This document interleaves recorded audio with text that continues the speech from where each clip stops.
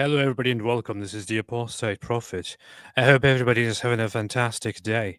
David, how are you doing? Muy fantastico.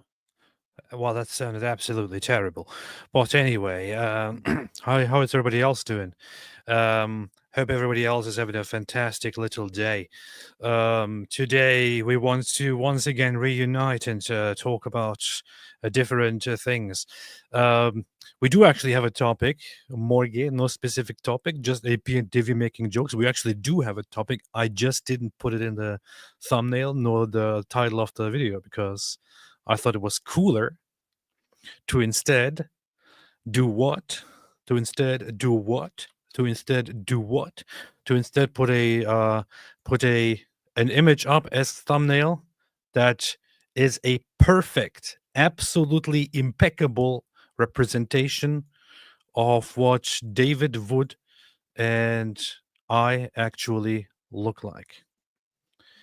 And I thought that was way more inviting and way more exciting. And you might have seen that before you tuned into this video here, and you might not see it for very, very long because later on it will probably be removed for something else. But as you can see here, we have a perfect representation of Apostate, Prostate, and Daily Wood in the style of Dragon Ball Z characters. David, what do you think about this? I mean, it kind of looks more real than real life. It does, right? That was my first thought as well. That was my first thought as well. It looks pretty cool, though, I have to say. Considering also that I grew up watching Dragon Ball, I thought, hey, that was really cool. You probably don't know much about what Dragon Ball is because you're like 80 years old, something. No, my I have younger brothers, and they were into that stuff. So I remember buying them the toys Oh, for like Christmas. But I think I saw one episode, and other than that, I saw like the "It's over 9,000" clip.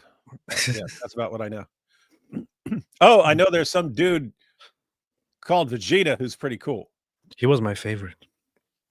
Yeah, I kind of got the gist, but I kind of picked up like other guys just have all these like massive powers and they come pretty easily, but he had to like work his butt off for them or something like that. I don't know.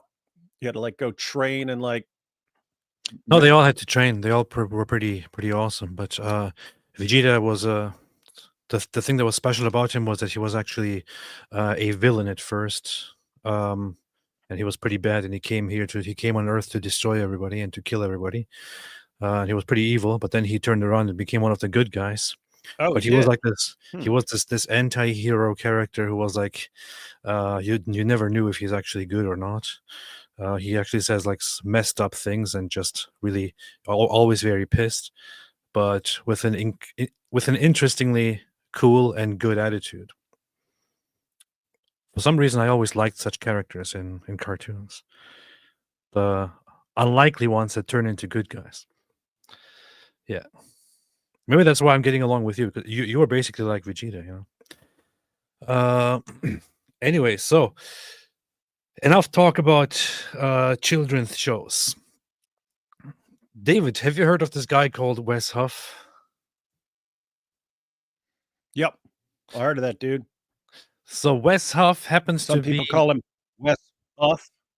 That's true. Some people do call him Wes Buff. Some people say that he's a very, very interesting figure. Hold on, let me actually message him. Reviewing your recent video with an exclamation.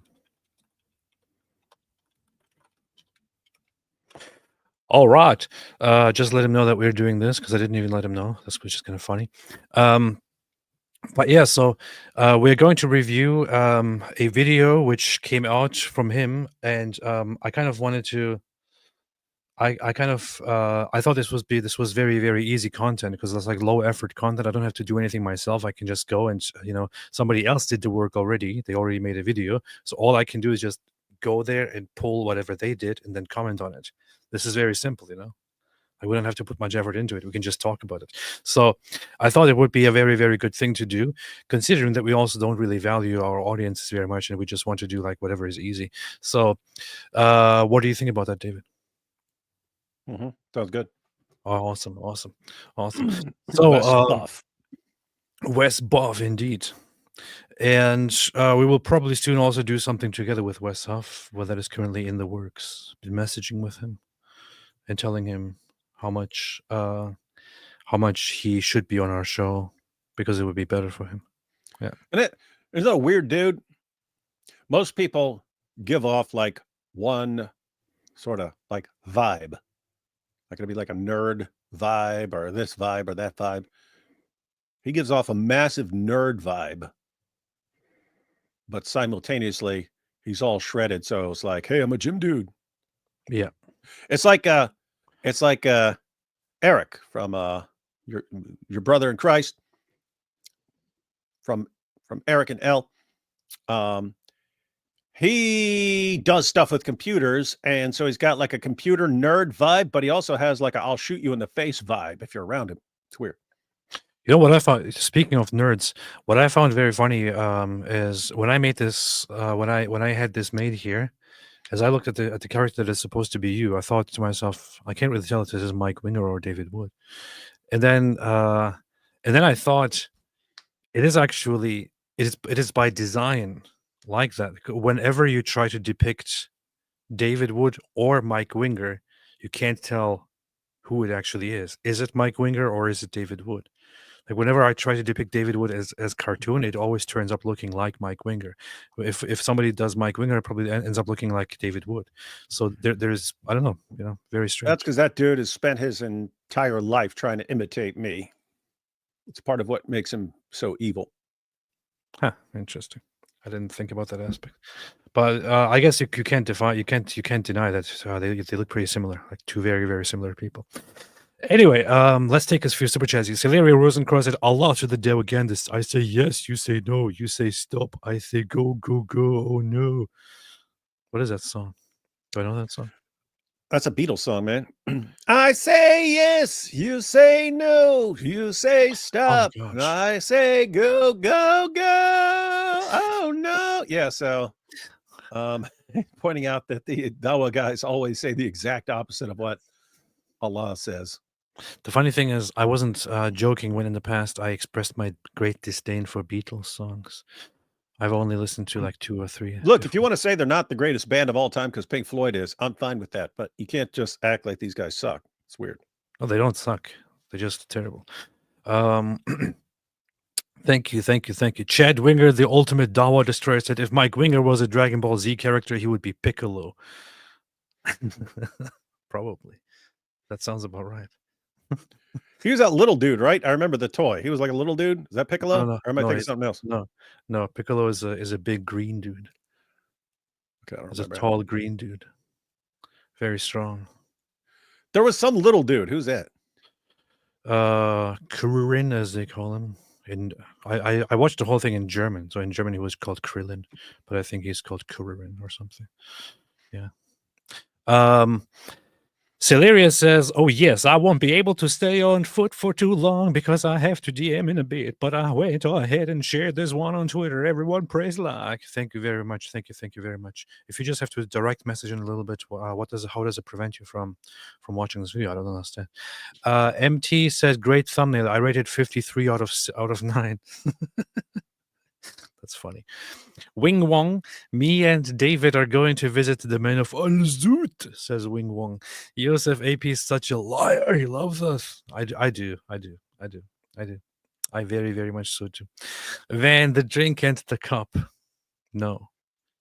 AP, if you'd like a book that goes over different views on Genesis, read 7 Days That Divide the World by Dr. John Lennox. Stay blessed, brother. Why are we supposed to care about John Lennox? Thank you very, very much, Dr. Bales or Dr. Bales. I have to say, since we watched that episode yesterday, since we sat down and watched Alex O'Connor speak to John Lennox yesterday, it has been on my mind, and I think that I was actually surprisingly impressed by John Lennox and how he presented things. And no, I don't want to give off or act like I am all humble now and look at me and all that, but that's not the point. But there is actually a good point here to point out, which is that when in the past Your screen name is literally Most Humble Mahdi. well, that's true. I am the most humble, so I'm just saying I don't want to speak about it. I just want it to be my screen name. But so in the past, when we would go live, for example, and we would together look at content that is with a very theological and Bible based perspective and all that, I often had this thing about me. When we would look at science and how certain scholars explain things with a religious view, I would often have this thing about me of like not really caring or feeling the need, even when I respect it, to quickly say something about it, to just interject and to just show how, oh, I have an explanation. I know what to say about this. Oh, I know this doesn't make sense. I did often have that attitude about me, and I do notice that. Mm-hmm. Nowadays, especially yesterday, as we were listening to Alex O'Connor and John Lennox talk, I felt more the need to just be quiet and to listen and to actually understand and process what is being said. And I found that very beneficial.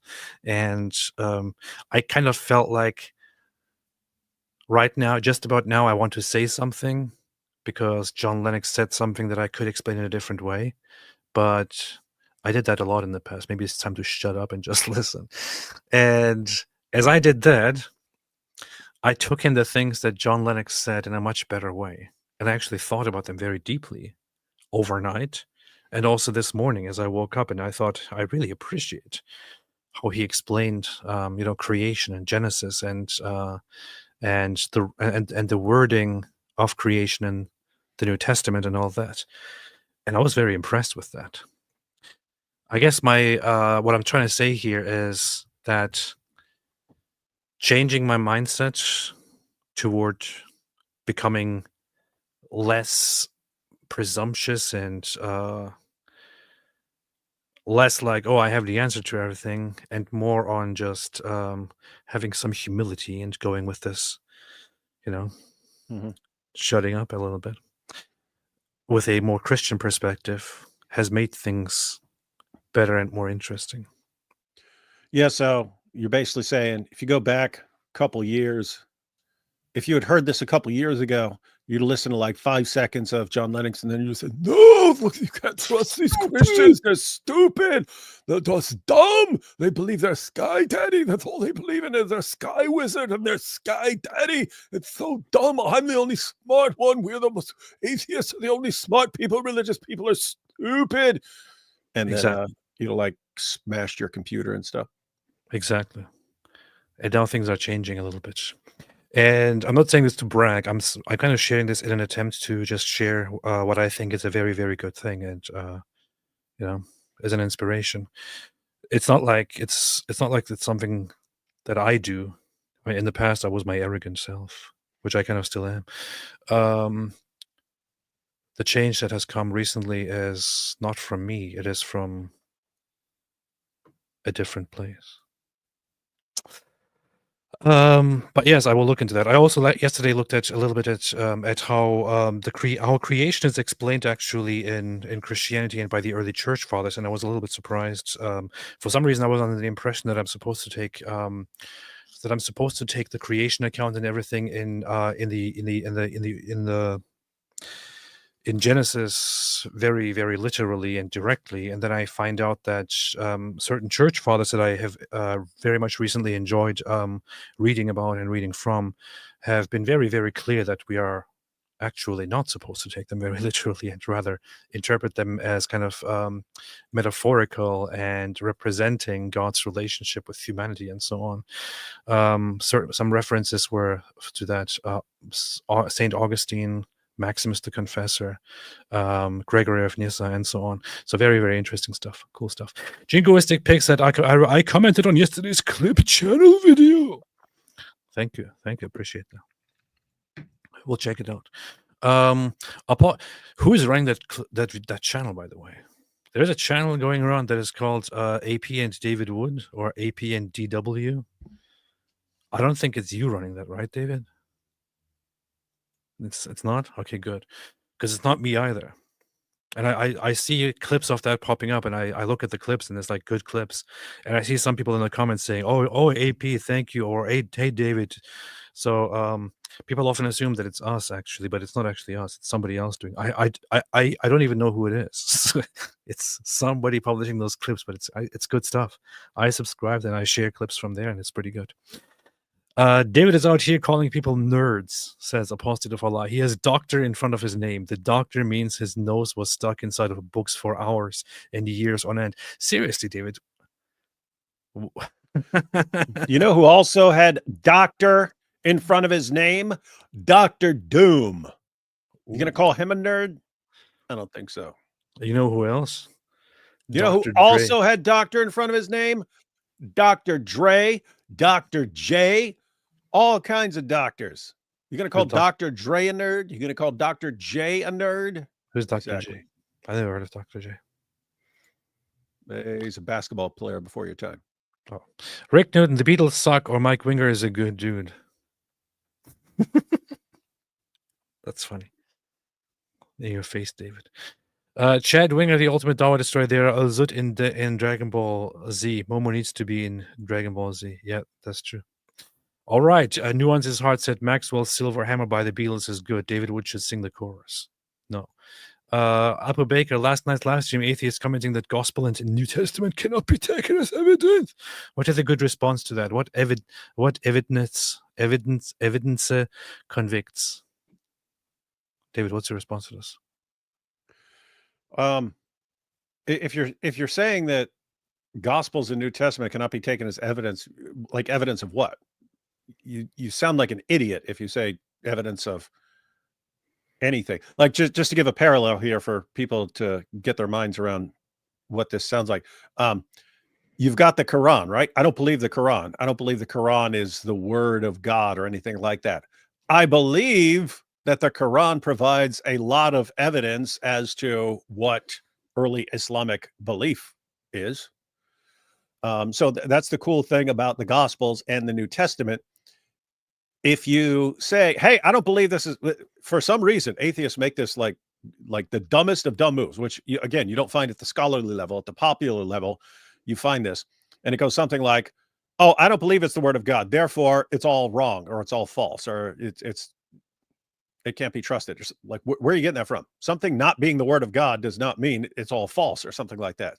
The cool thing about the New Testament is if you say, I don't believe that this is the inspired word of God, great. Then you have 27 sources on early Christian belief. And so there would indisputably be evidence there. If you were to go to Bart Ehrman right now and say, Bart Ehrman, is there evidence in the Gospels that can be used to establish certain things? He would undeniably say yes, as would every actual scholar on the planet. That is very, very true. Powerfully said. No idea what you just said, but I absolutely agree. And finally, before we go on, skyscraper philosopher, very far from your usual content, but would be totally based. It is totally based. If you did a stream on the June 4, 1989 student demonstrations and massacre at Tiananmen, China, that would be very far from my usual content. That would be it. Something would have to happen that would be related to that would make us want to do it. Like there'd have to be something else happening in China today that made us say, oh, and we'll also cover what happened in 1989. Yeah. Otherwise, I think this pretty unlikely that we're going to cover that. Sounds like it's very far from my usual content. Yeah. So as much as it would be totally based. It is totally based. All right, David, let's have a look at this. I haven't watched a single bit of this, but I just want to steal Wes Huff's content. So. Look at these guys in front of a green screen acting like they're someplace cool. I know, man. It's ridiculous. It's lame. Apparently, I can't hear anything. They don't speak. They don't make any What? sound. Unmute side. Okay, good. About Islam, you knew all those things, and yet in the end you became a Christian. How so? Because they think that if someone really knows about Islam, that Is this kind of quiet? That's a bit on the quiet side, yeah. Hence me always preferring to download stuff ahead of time and make sure it's loud enough. That's what nerds do. That's what super geniuses do. Nope. La la la la la la. What are you going to do? How are you going to navigate that one, Bud Rowe? I'm downloading it right now. You're downloading it? Yeah.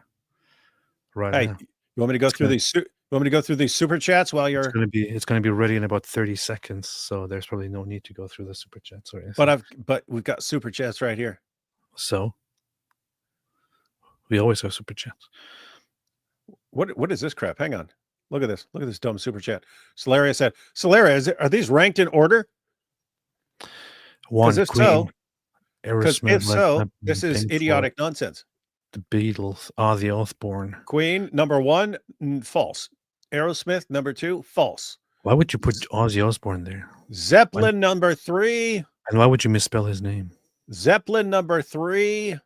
I put them more like 5 or 6, but 3 is defensible. 4, Pink Floyd. No, you got to go 1 or 2 on Pink Floyd.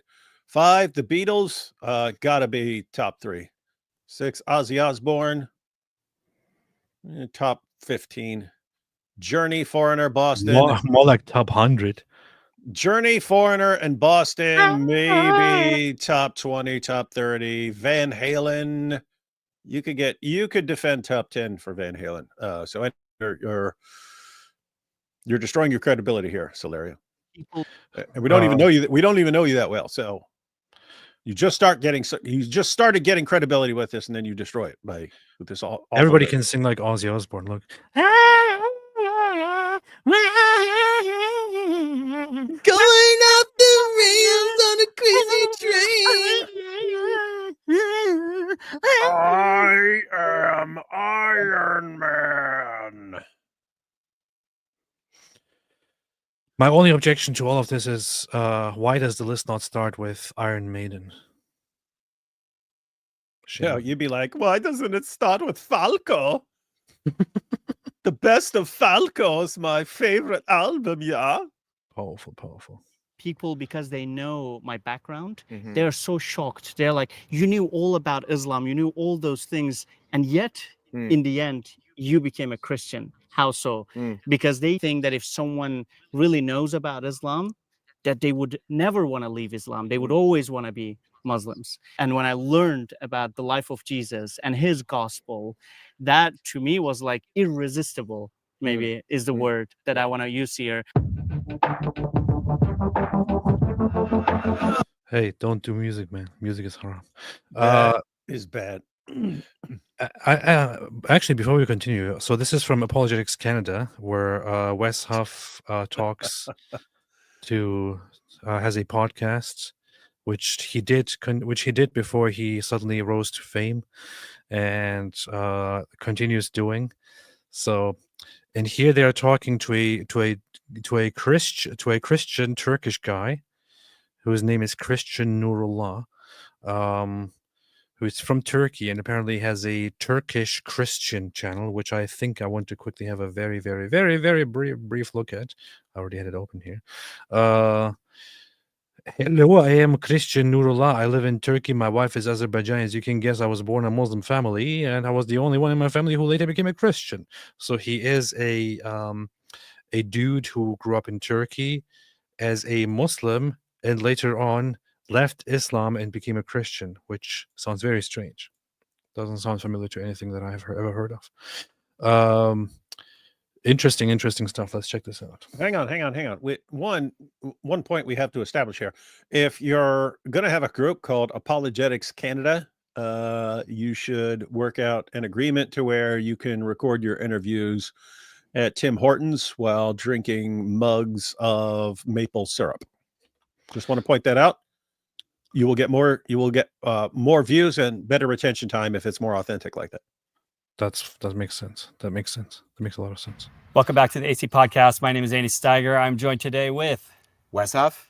And Wesley. Where are we? Oh, he's got So- on the Terminator glasses. Turkey for the last little bit, and we're shooting on location They're at shooting. the St. John's Basilica.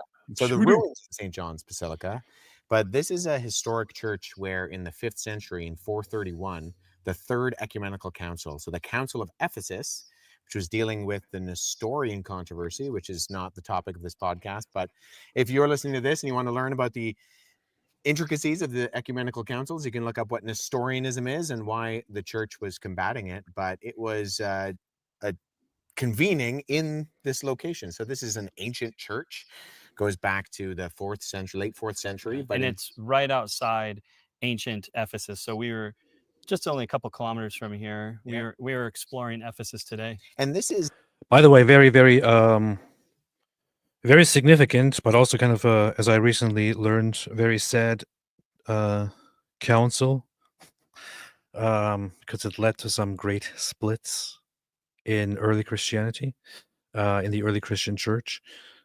But it was basically about certain different matters, but the main issue was the nature of Christ and the Nestorian heresy that came about and started introducing different ideas. I believe that was, if I remember that correctly, Nestorius was actually the patriarch. He was actually in charge, and then or the bishop, whatever. And then he was deposed. He was introducing ideas that were contrary to the general Christian beliefs about Jesus and the nature of Jesus, and how the nature of Jesus and the nature of God operates. And then it was about whether you can call Mother Mary the Mother of God or not, depending on how you define the nature of Christ and all that. And it led to a huge, huge fallout and a council which led to rejection of certain heresies, but then later on the 4th council, which came not too long after that, led to a very, very major fallout between the Eastern Orthodox and the Oriental Orthodox Church, or the Oriental Orthodox and the general, larger universal Christian Church. So yeah, interesting times. Interesting times. Oh, Wes is like, and being here reminds me of Star Wars, The Phantom Menace, when they had to get together and have their little rides on those little hovercraft. Powerful. Here's a very interesting question, but I'm going to start for now to get to it later. Okay. the tradition says that John brought Mary here to Ephesus. So that's why it's called the Basilica of St. John, is because So they would say that he was, on the island of Patmos, but then they say that he came here, and in fact, there's a house called the House of Mary, not far from here. That they Wait, the island of Patmos? Dude, that's where Yaqub went. That's where Yaqub went after he left Mecca, where 6,000 years ago he founded the white race, and he went over to the island of Patmos. That's where Yaqub went, man. That's what the island is known for. you would say, that Mary lived. and we are joined with, some of you might be wondering, who's that guy in between? Yeah, who's our Andy and special Wes? guest? Yeah, they're just going to keep talking. They're not even going to recognize him. This is our Turkish guide, Nurullah. So thanks for being with us, Nurullah. Yeah, thanks for the invitation. I already said it. It's a privilege and an honor, really, to be a part of what you're doing. And I've been following you for years, Wes, and I've been translating some of your works. They have been very helpful and really incredible resources for the Turkish church to have as well. And now I met. So I have some questions here, which is first off, the guy has barely any Turkish accent. What's happening here? Yeah, no, I was sitting here the entire time going, this guy's still Turkish in Turkey. Why is his English so vastly superior to AP's? I know. That's exactly what I was just wondering. What is this? I was like, wow. Is this what Turkish people are capable of? I had such low expectations after just being around AP.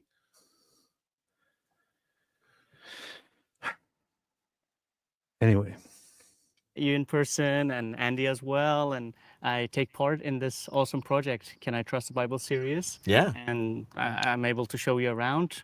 That's so cool, and I'm so happy. Yeah, so why don't we preface by saying the reason we're in Turkey is because we're shooting the next few episodes of the Can I Trust the Bible series, which you can find at the Apologetics Canada website. The first 2 episodes, we're recording episodes 3 and 4, but we thought we'd sit down with our guide, Nurullah, to tell us a little bit about his backstory as a Christian here in Turkey.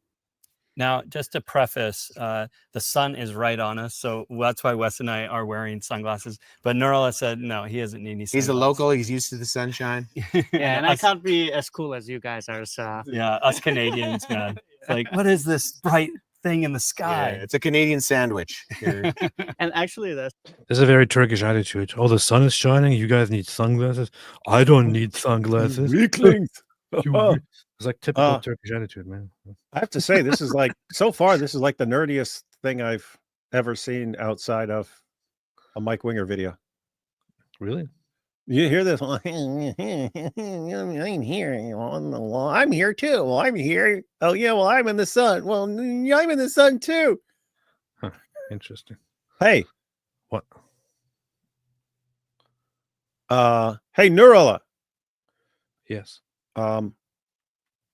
Don't ever name a group Apologetics Turkey. I don't know who came up with the idea of we'll just take apologetics and slap our country on the end of it, and then that'll be our site, so we don't have to actually think and come up with a cool name. Yeah, especially Apologetics Turkey would be a terrible idea. So don't do that. Yeah, you got to come up with some other thing like Roadshow, but that one's been taken. Yeah. Apologetics Turkey. I got an apologetics. I'm gonna eat apologetics turkey tonight. It's maybe like a great gateway, because my name is Nurullah, and its meaning is the light of God, the light of Allah. So, and their delight is like divine light in Arabic. And sometimes that, like, for people is really strange when they hear that I'm a Christian and they're He said Israeli. See? like, wait, like your name is Nurullah. It has like the word Allah in it as well. So how can you be a Christian? Like, is it even possible for Christians to use the word Allah and stuff like that? So I myself also produce apologetics content online. So there I respond to these kind of like questions and claims that like maybe like Christians cannot use the word Allah and stuff. But and at first even I myself questioned this, right? But then later on I discovered it is the word for God that was used by Arab Christians even before Islam. So there is no problem for Christians using the word, and there's no problem in me having that name. And actually now in Turkey. So here's the thing. There is a little bit of dispute about that, whether prior to Islam it was actually the word used by Arabic-speaking Christians or not. And there is a theory that it was the word that was used by pre-Islamic Arabic-speaking Christians. But the general idea that it was actually el-ilah, or just ilah, that they used, of which Allah is a contraction. It's like it became a word itself. Nowadays, Arabic-speaking Christians in the Arabic-speaking world often do use Allah also when they speak of God, because it has become the common word to refer to the one God. But they also often just spell it out, even in Arabic, as al-ilah, which is like the God. But yeah, so it is a matter of a little bit of dispute. But as far as I understand it, as far as I see it and encounter it from Arabic-speaking Christians and priests, there seems to be no problem with simply using the word when you refer to God in the general sense, just as when you would say God in English, for example. But David, anything you want to say? That wasn't what I was thinking. I was thinking this guy is disturbingly nice for a Turkish person, and it's because I've only known a couple of Turkish people, and they're like some of the most brutal people in the world. So you and Hatun, right? Yeah. Hatun just crushes people. I'm glad she's on our side, but she's not very nice when she's talking about stuff. And so I assumed like Turkish people are just just brutal by nature. And here, this guy, he sounds like Mr. Rogers. Well, I would say Hatun is a little bit of an extreme example as well. I mean, she's a very ruthless person, and you don't want to be on her bad side, because she's very scary. I personally am kind of scared of her. With me, there's a different case to make here, which is that I don't have much Turkish about me, but this guy seems to be the first Turkish person that we have encountered who's actually nice. That's true. For me, that's a great opportunity to share the gospel with people, because even online, with the stuff that I do, when people hear like Nurullah and Christian, they're immediately like drawn to like asking questions like, okay, I want to hear more about you, and I want to hear more about your story. Like, how come you're Nurullah and you're Christian? So, well, let's talk about the work that you do online. What's wrong with you? You do apologetics ministry here in Turkey, and tell us a little bit about that. Yeah, so I've been doing it for 5 years now by myself, but before that there was like a ministry that was doing online works similar to what you're doing with Apologetics Canada. Unfortunately, that ministry had to end for some reasons, and then I continued by myself. Which reasons? None of your business. If you mentioned that for some reasons it had to be shut down, and I want to know which reasons those were. And I started during the pandemic. And so what I've been doing is, because I speak English and I understand, and most of my See, he speaks English. That makes sense. That explains why he's a good English speaker. studies like in apologetics and theology, I do them in English, and there are so many resources in English, but there are so few in Turkish. So what I'm trying to do is like That's to on you, AP. create resources, especially for the Turkish church in general. What? What's on me? That's on you. Not enough resources in Turkish. Well, somebody should make them then. Like, what's? Why acting like it's my problem?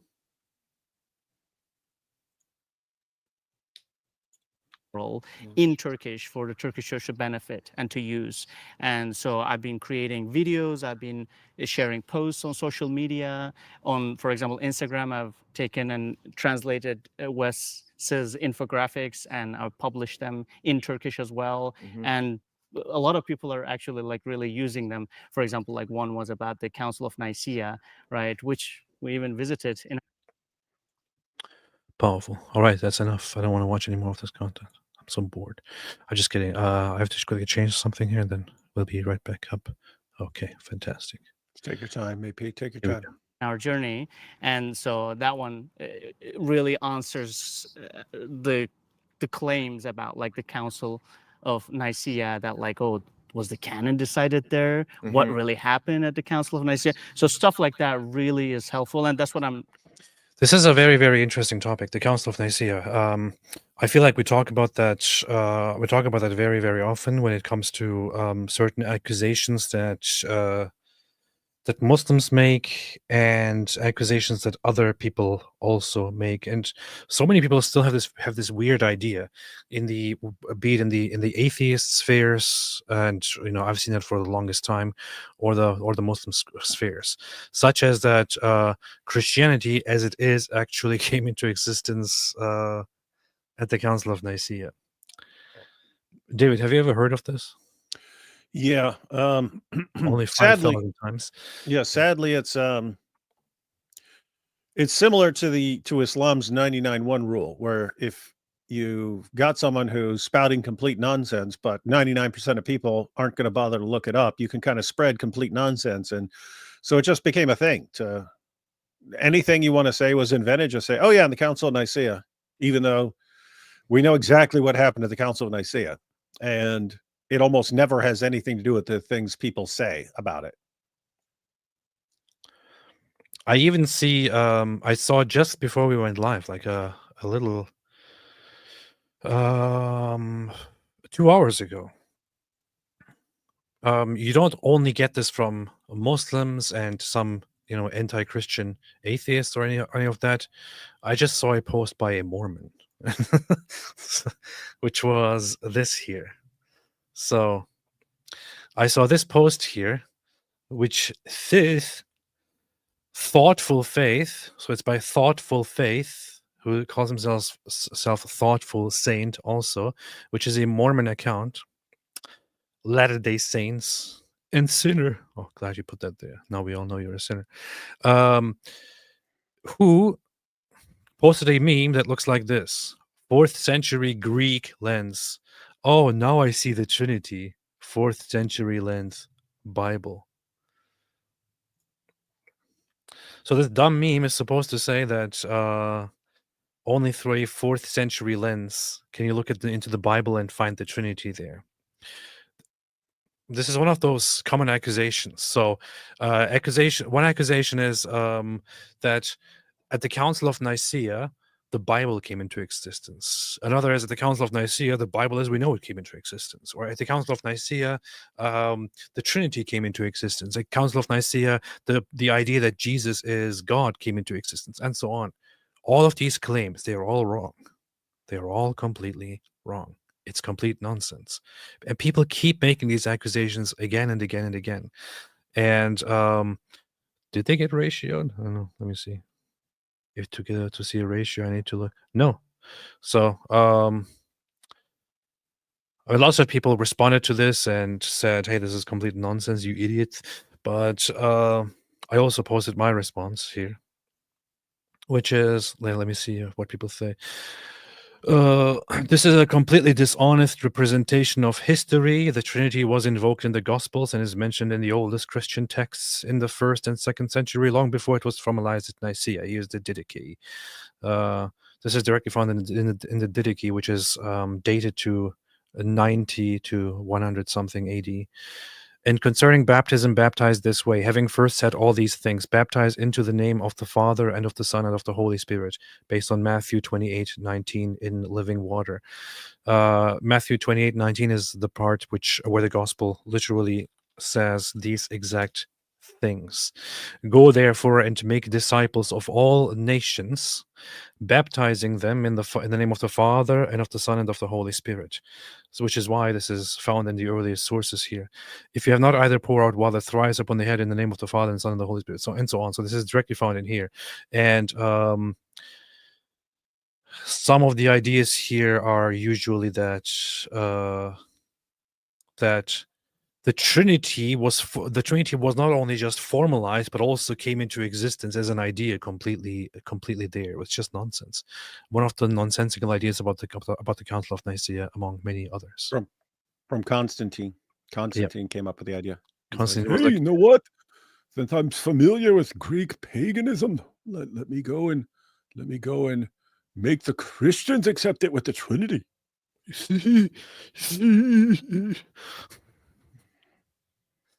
Oh, man. Oh, man. You believe God started a man and became God? Nope. What do you mean, nope? Hey, do you know what this? It's called Reformed Egyptian. It's a pretty obscure language. You've probably never heard of it. Very mean. So, Joseph Smith. They put some big glasses on him to make him look like a nerd. Joseph Smith claimed to speak and understand an ancient language called Reformed Egyptian, and he claimed that the tablets, that the scripture was revealed to him in that language, and he had to translate it into English, which is how he brought about the Mormon scripture. The funny thing is that an example of what they call Reformed Egyptian was later on analyzed, and it turns out it's just a random mix of ancient symbols. That's it. It's like there's no meaning to it at all. It's completely fake. So funny. This is Mormonism for you. I'm just trying to make Turkish resources available to the Turkish church, and not only like to believers, but also to non-believers, because they really don't know much about Christianity and like what Christians believe, what Christians do, and especially like Turkish Christians. Though like you, for example, have already experienced that there are many biblical sites in Turkey, and like Christianity was actually born in Turkey, like in Antioch, but the word Christianity. The word Christianity. Yeah. In the book of Acts, if you read, the first time believers are referred to as Christians is in Antioch, which is a Turkish city. Yeah. And so sometimes like in Turkey, we have You can hardly call it Turkish nowadays.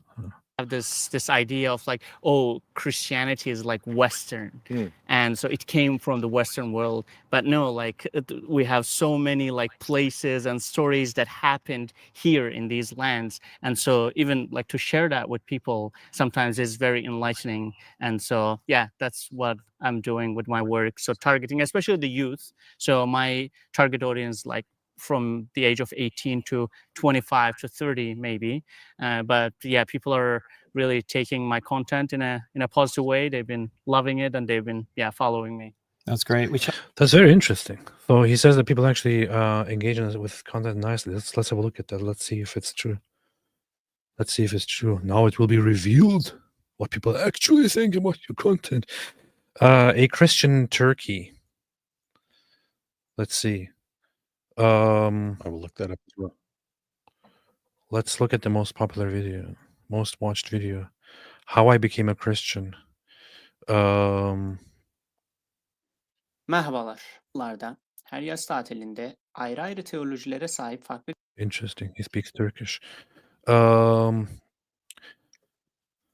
Jesus Christ brought love and humanity and the way to salvation of the soul. Everyone who believes saves his own soul. Powerful. Hey, that's called a Christian in Turkey. Yeah. Maybe we should. What's maybe we should. What's the actual like link? Because I looked up Christian in Turkey, and it's a bunch of videos about some Christian in Turkey, but not the channel. It's called A Christian in Turkey, like this.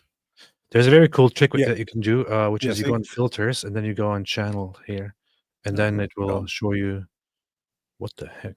Don't tell me what you do. I searched for it. I searched for A Christian in Turkey channel, and your site popped up first. What the? Wait a minute. What is this? You see what I'm saying? That's what. See the problem? That's very weird. That's maybe because his channel being throttled or something because it's in Turkey. Maybe because he's speaking in Turkish, and so it's not popping up if you search in English. I don't know. A Christian Turkey.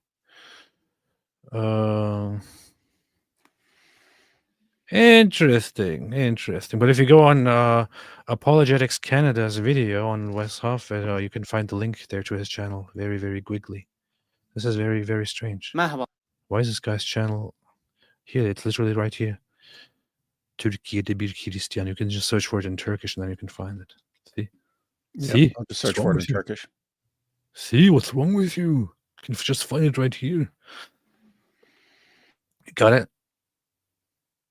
Okay. Good. Let's see. So the comments are kind of like many of them seem kind of good. There are some comments in the comments of the comments who say dumb things, but yeah. La la la la la la. Interesting. Interesting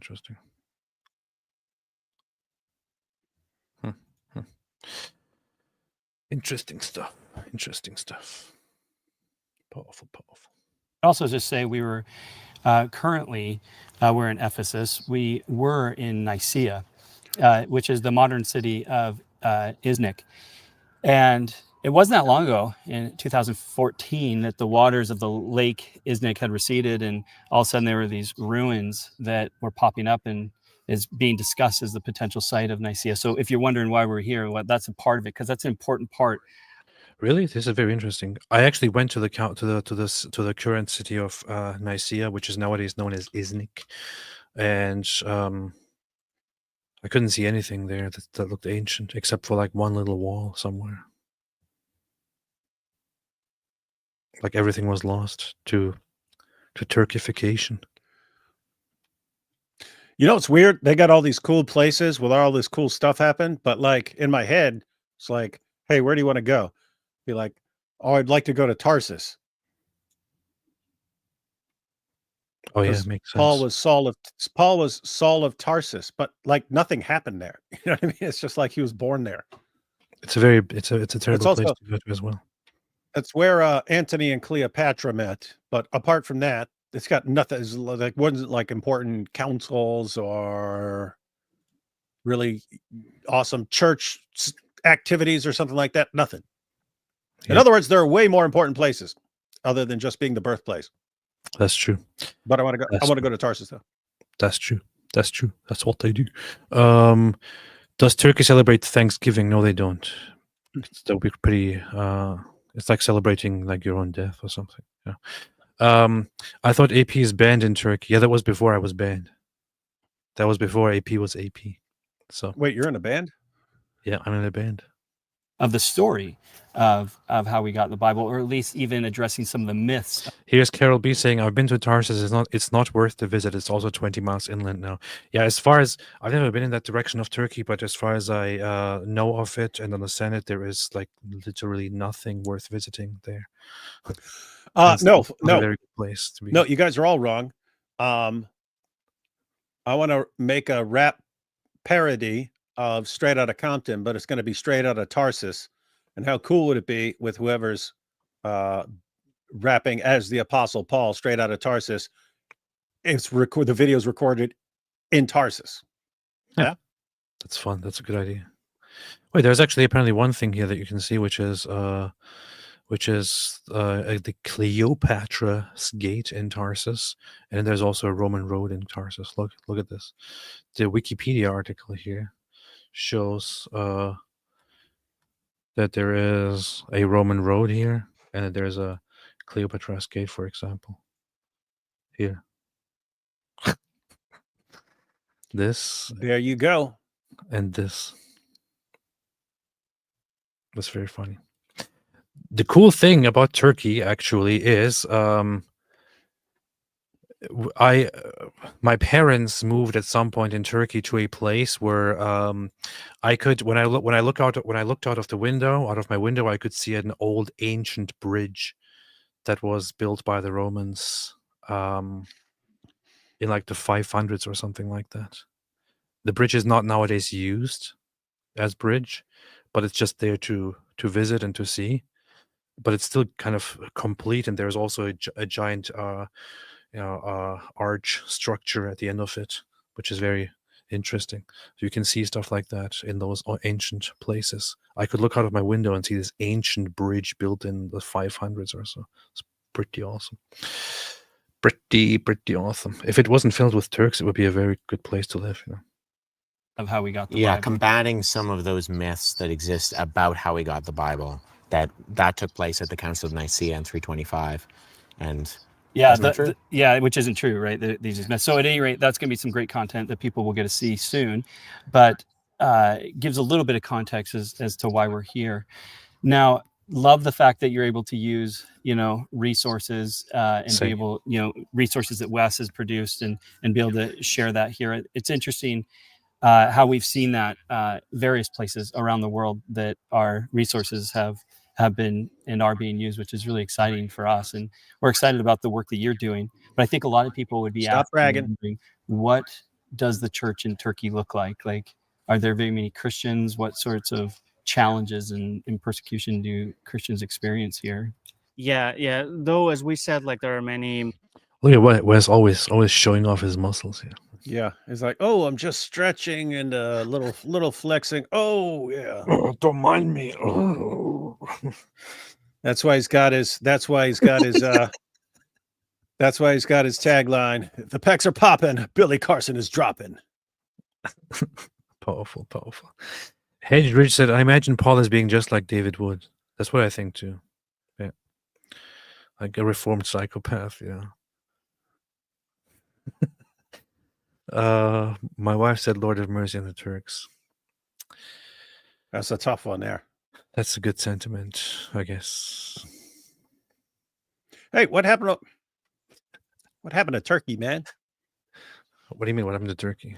Like it's like all the some of like the most important Christian places and Christian cities and stuff like that. And it's all Islam central right now. Well, that was before the Turks. So Why do Turks have to screw everything up? because they're Turks, Show me one Turk who doesn't just wreak havoc on the world. there is none. Maybe this guy. Yeah. See. The funny thing is, you can see something when you look at this guy's face, which is that he's obviously he obviously goes back to being a native of what they call Asia Minor or Anatolia, probably of Greek or Armenian origin, Turkified and at some point Islamized by the Turks, but later on found his way out again and is now going back to the roots. That's what Turks do. Like biblical sites and like ancient sites like Nicea, Antioch, and Ephesus. Turkey has like the majority of the population are Muslims. So even the believers in the Turkish church are usually converts from Islam. So they're Muslim background believers. And so, and in some cities we have like more local Turkish Christians, and in some cities we do not even have a church yet. And so that is something that the Turkish church is constantly praying for. And I'm originally from Gaziantep. It's a city in the southeast part of Turkey. For example, there used to be a church, and that's where I was also baptized. But nowadays there's not a church there anymore, and because the pastor had to leave, and so the church could not continue. Well, I think a lot of people. There's also something very messed up about the Turkish history. So there's something that happened in the early, after the First World War, which was a population exchange between Turkey and Greece. The population exchange, where which affected lots of people. So here, the 1923 population exchange between Greece and Turkey stemmed from the convention concerning the exchange of Greek and Turkish populations. It involved at least 1.6 million people, 1.2 million Greek Orthodox from Asia Minor, Eastern Thrace and Pontic Alps and the Caucasus, and 355,000 to 400,000 Muslims from Greece, most of whom were forcibly made refugees and de jure denaturalized from their homelands.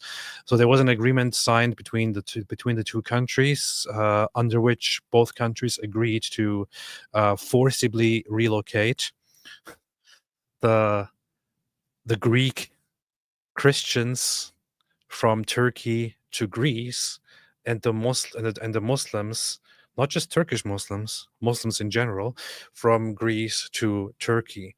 But the Greek Orthodox here did not just include Greek people, but pretty much anybody who was associated with Greek Orthodox belief and culture.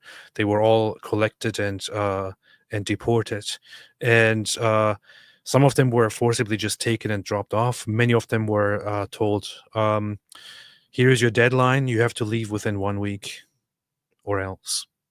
So they had to just leave everything behind and get the heck out of there. So hey, I just looked up that ghost town. How cool is that place, man? This one? Oh yeah, they had to abandon the whole town, but it's all just a whole town of buildings and stuff. That's pretty messed up, man. Yeah, hey, click on the link to that page. Click on the link to that page. Kayaköy. Here. You have another cool picture. Look at that. Zoom in on that thing. What the hell? Look at that. It's all there. Totally abandoned ghost town. Grab a metal detector and head there. Bet there's cool stuff laying around. This is just standing there like this? That's good. Yep. That's incredible. Huh. Wow. No roofs, everything just like that. Yep. No roof. In Fethiye Muğla province, this is in the southwest. Yeah. The late in Turkey, nobody lived there. Population 975. Actually, they do. Some people do live there. I wonder where they live. But yeah, so this is what happened in Turkey. And on top of that, add the Armenian genocide, which happened, where over 1 million people, or 1.5 million, maybe more, maybe less, were brutally killed. More were displaced from Turkey and kicked out. The Greek Orthodox were removed from this place. The Pontic Greeks in the northeast were were massacred. I think like 300,000 or so were killed there. Pontic Greek it's actually called a genocide. Pontic Greek genocide. That was, oh yeah, here. The Pontic Greek genocide was the deliberate and systematic destruction of the indigenous Greek community in the Pontus region, the northeast of modern Turkey, in the Ottoman Empire during World War I and its aftermath. Between 1914 and 1923, 350,000 to 360,000 Pontic Greeks were massacred. So there was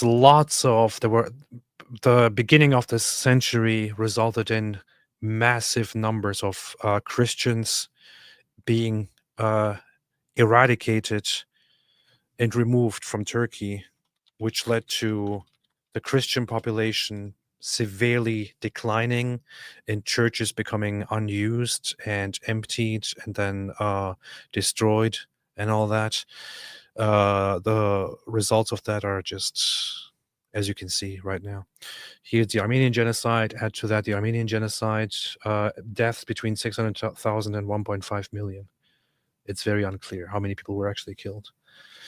But very, very brutal genocide. We have proofs of all of it, of the Turkish government actively saying it has been decided that every single Armenian must be removed or destroyed, no matter what age and no matter what gender. So it was a complete destruction of Armenians in Turkey and so on.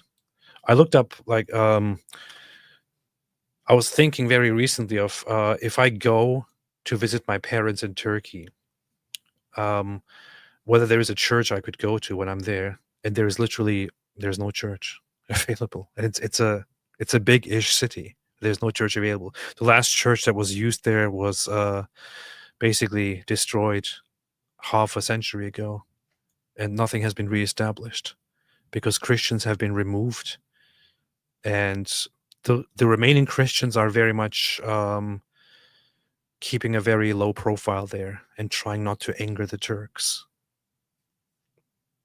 Pretty messed up place, man. Turks. Let's take a few super chats. What best way to explain Jesus' miracles, raising Lazarus, feeding the 5,000, etc., to atheists? How should sincere Christians argue for Jesus' miracles? David, what do you think? Well, you'd want to start arguing for the existence of God. Because if you're talking to people who are naturalists, no miracle is going to make any sense until you at least get them to grant the distinct possibility that there's a God behind everything. Huh.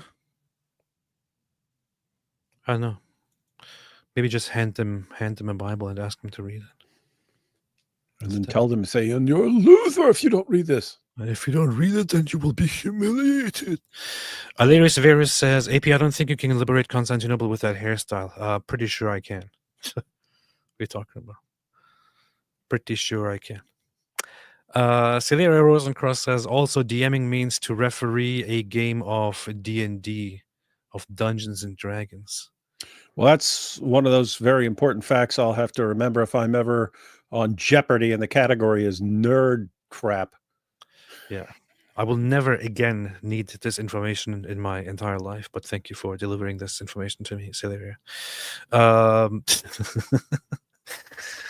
Unique Pets quiz. 7-year girls fed 7 lit milk daily in Sahara. Why? Yes.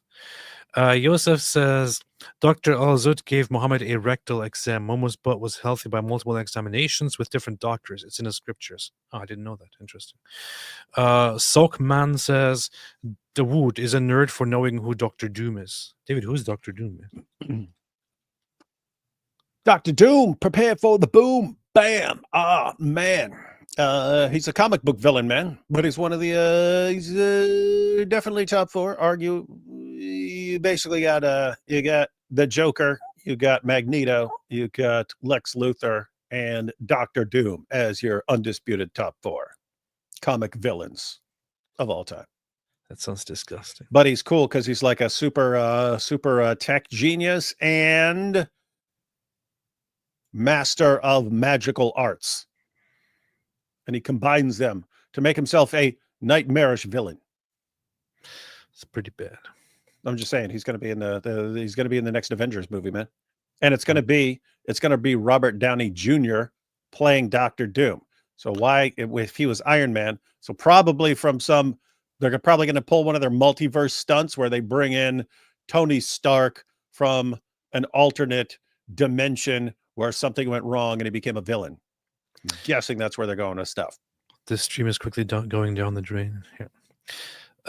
Patriotic Z says Beatles suck. Indeed, they do. Well, they don't anymore. So they don't. They're just a little overrated. They don't exist anymore, so they can't suck. Jingoistic Pig says, "What's a cow that takes the Shahada? A Muslim." Apple Baker, Rip Val Kilmer, Fave Val Kilmer movie, Batman Forever, Doors, Tombstone, Heat, Top Gun, Top Secret, Thunderheart, Kiss Kiss, Bang Bang. Best movie there would be Tombstone, but that was not his best acting. He was not. People loved him as Doc Holliday, just was nothing like Doc Holliday. So, but he had the coolest lines and stuff.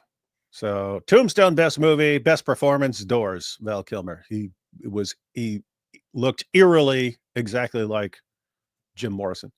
The funny thing is that of all these listed movies, the only ones that I've seen are Doors and Kiss Kiss Bang Bang. And Kiss Kiss Bang Bang I saw on a plane because I was bored to death, and I thought this is the dumbest thing I've seen in my entire life.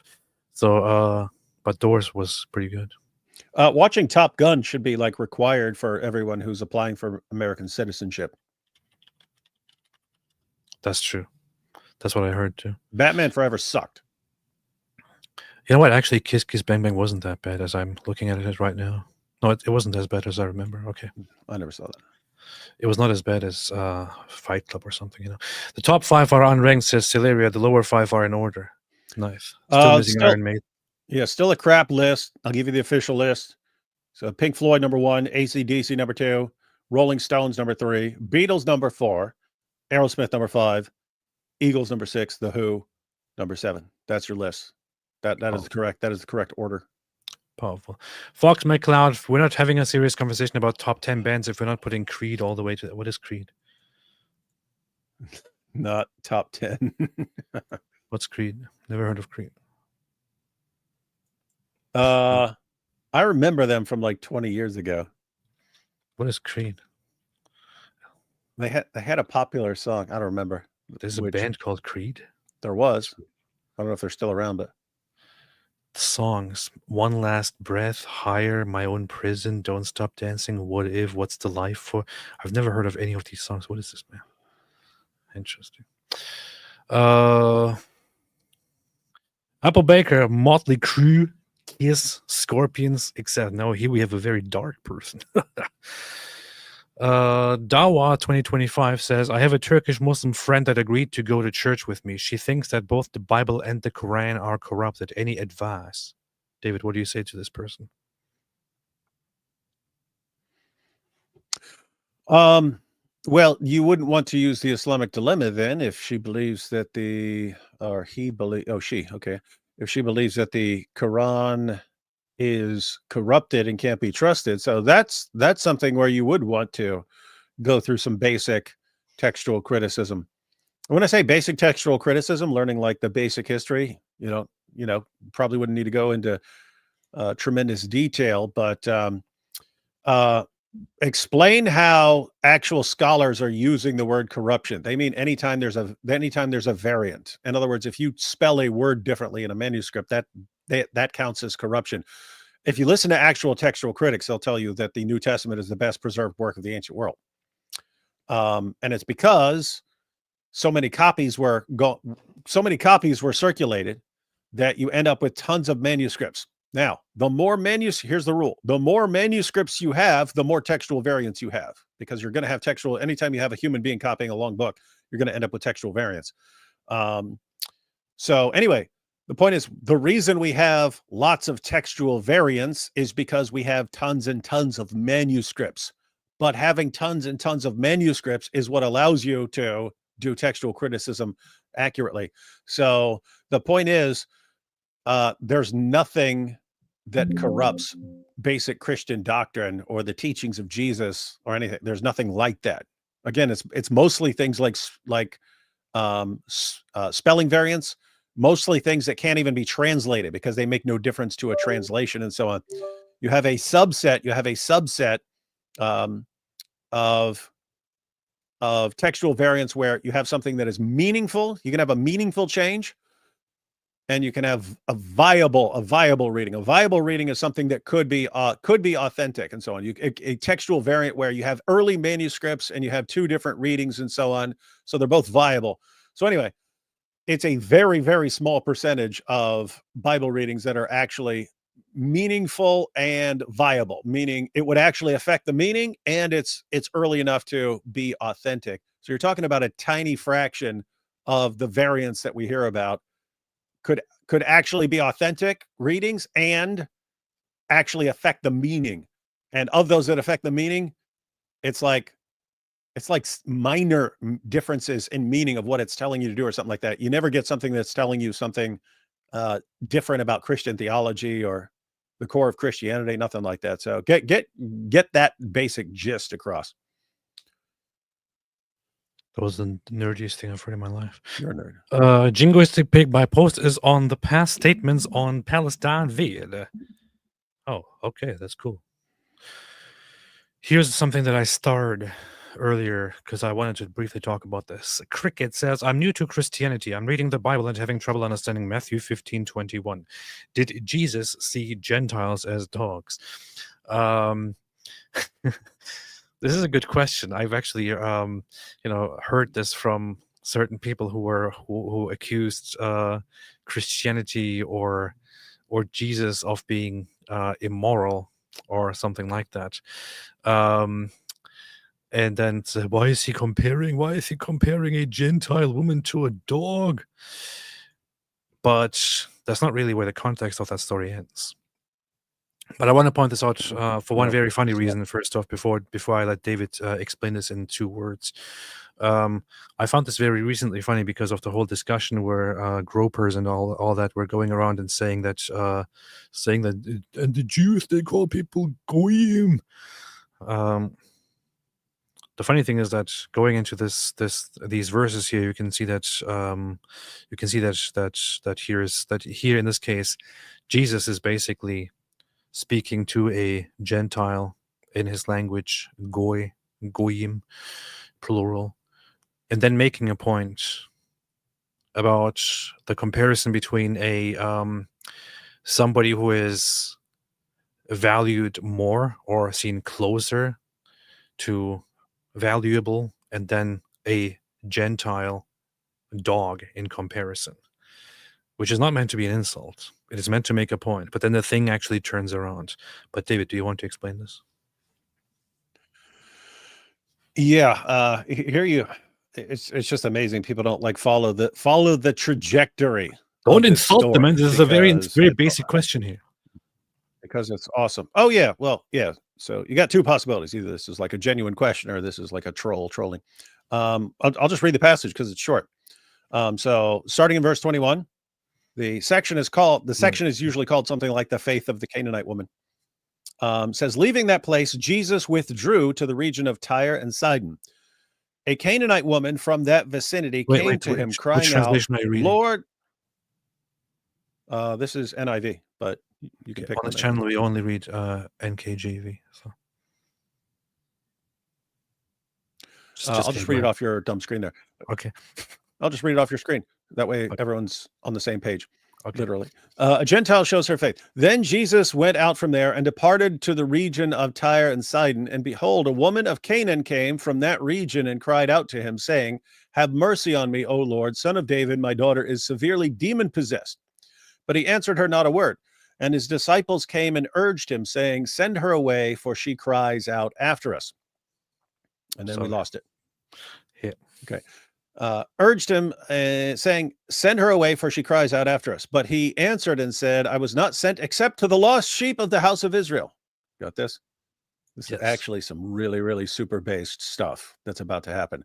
I was Yes. not sent except to the lost sheep of the house of Israel. Muslims, you see, he was only sent to the lost sheep of the house of Israel. He was not meant for any Gentiles. He was not meant for any Gentiles. He literally says this in a passage about what's about to happen. Then she came and worshiped him, saying, Lord, help me. But he answered and said, it is not good to take the children's bread and throw it to the little dogs, because it says little dogs there in that translation, because it's basically puppies, right? Now, why would he say that? Why would he say puppies or little dogs or something like that? Who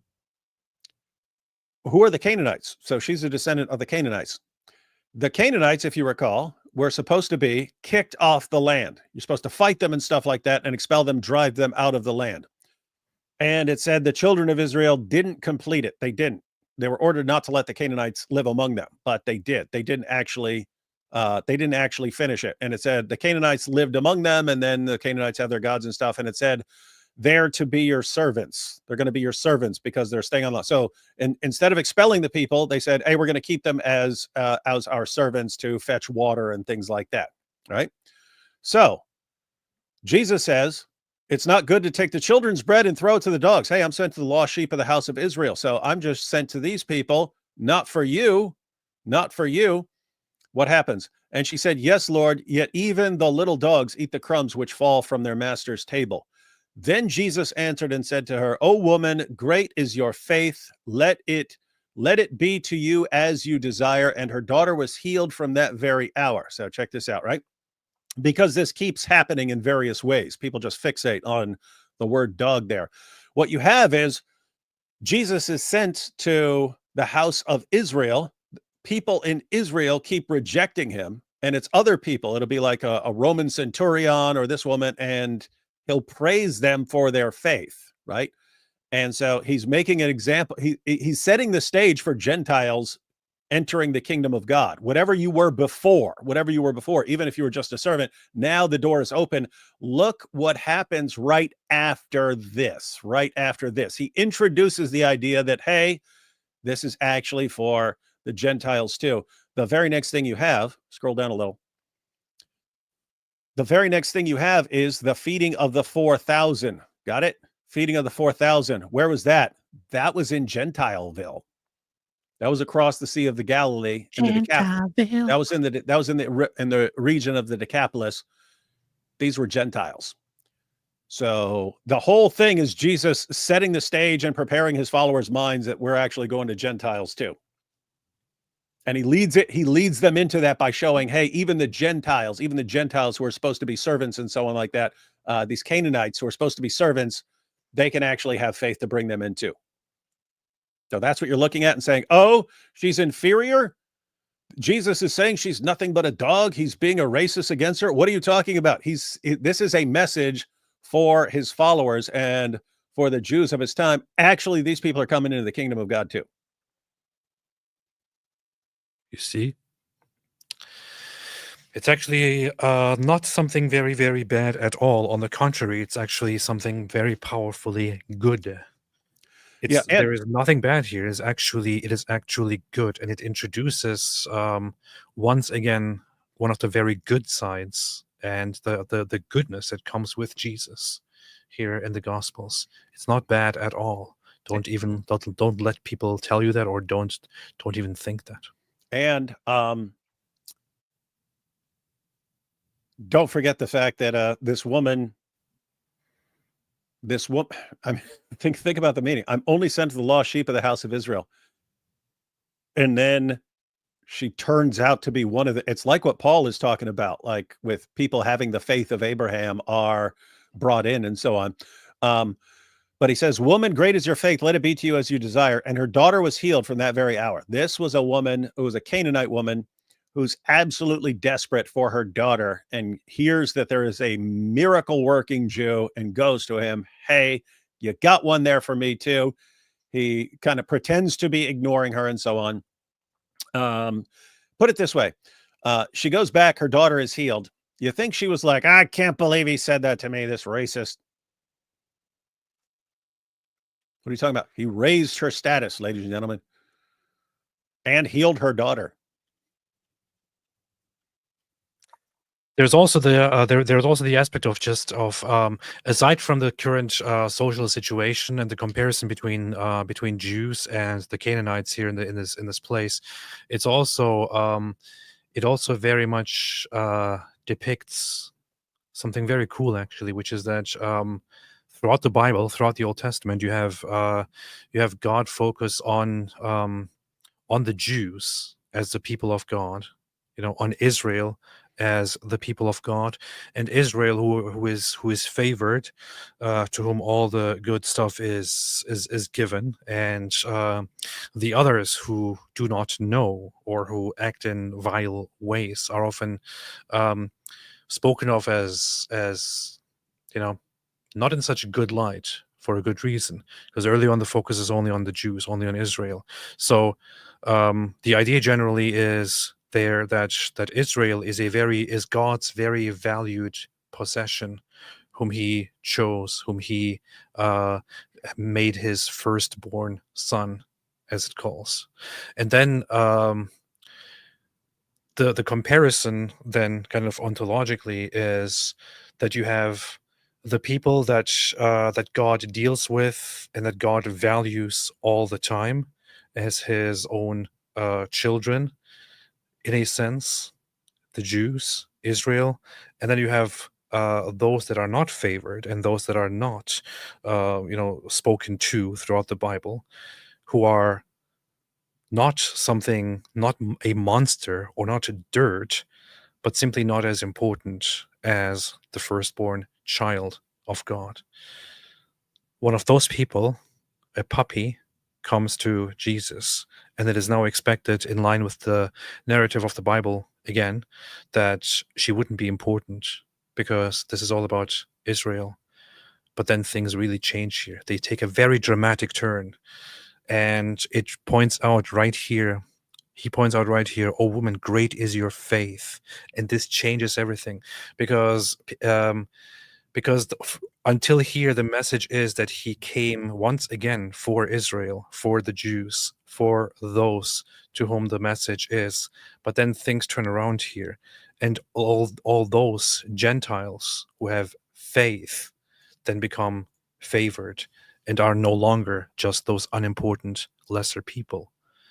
They are now grafted in, and so on. That's what somebody who knows stuff would say, not me. I probably copied that from somebody else. Sankey says Gavin Orton has a nice book on Augustine's Genesis view. WLC's book on Adam also has a genre analysis of it and break down on how to take historic references to it based on New Testament mentions, especially 1 Corinthians and Romans. Interesting. Yeah, I was thinking that I want to just look into St. Augustine's own writings about Genesis, and I mentioned earlier Maximus the Confessor and Gregory of Nyssa. There's something cool about Maximus the Confessor, considering that he had his hand and his tongue cut out. I thought that's pretty based, so I want to listen to more of what he says. Dyslexia Intelligentsia said, I enjoy bigly the transformation of AP, but a new identity in Christ doesn't mean you turn into Roger from American Dad with all his wigs and alter egos. It actually does exactly mean that. So there are some people who have been asking why, what's with my new look recently. And the thing is basically that as I was looking into Christianity and getting into it, I heard again and again that that you have to make changes about yourself. So this is why I look like this nowadays.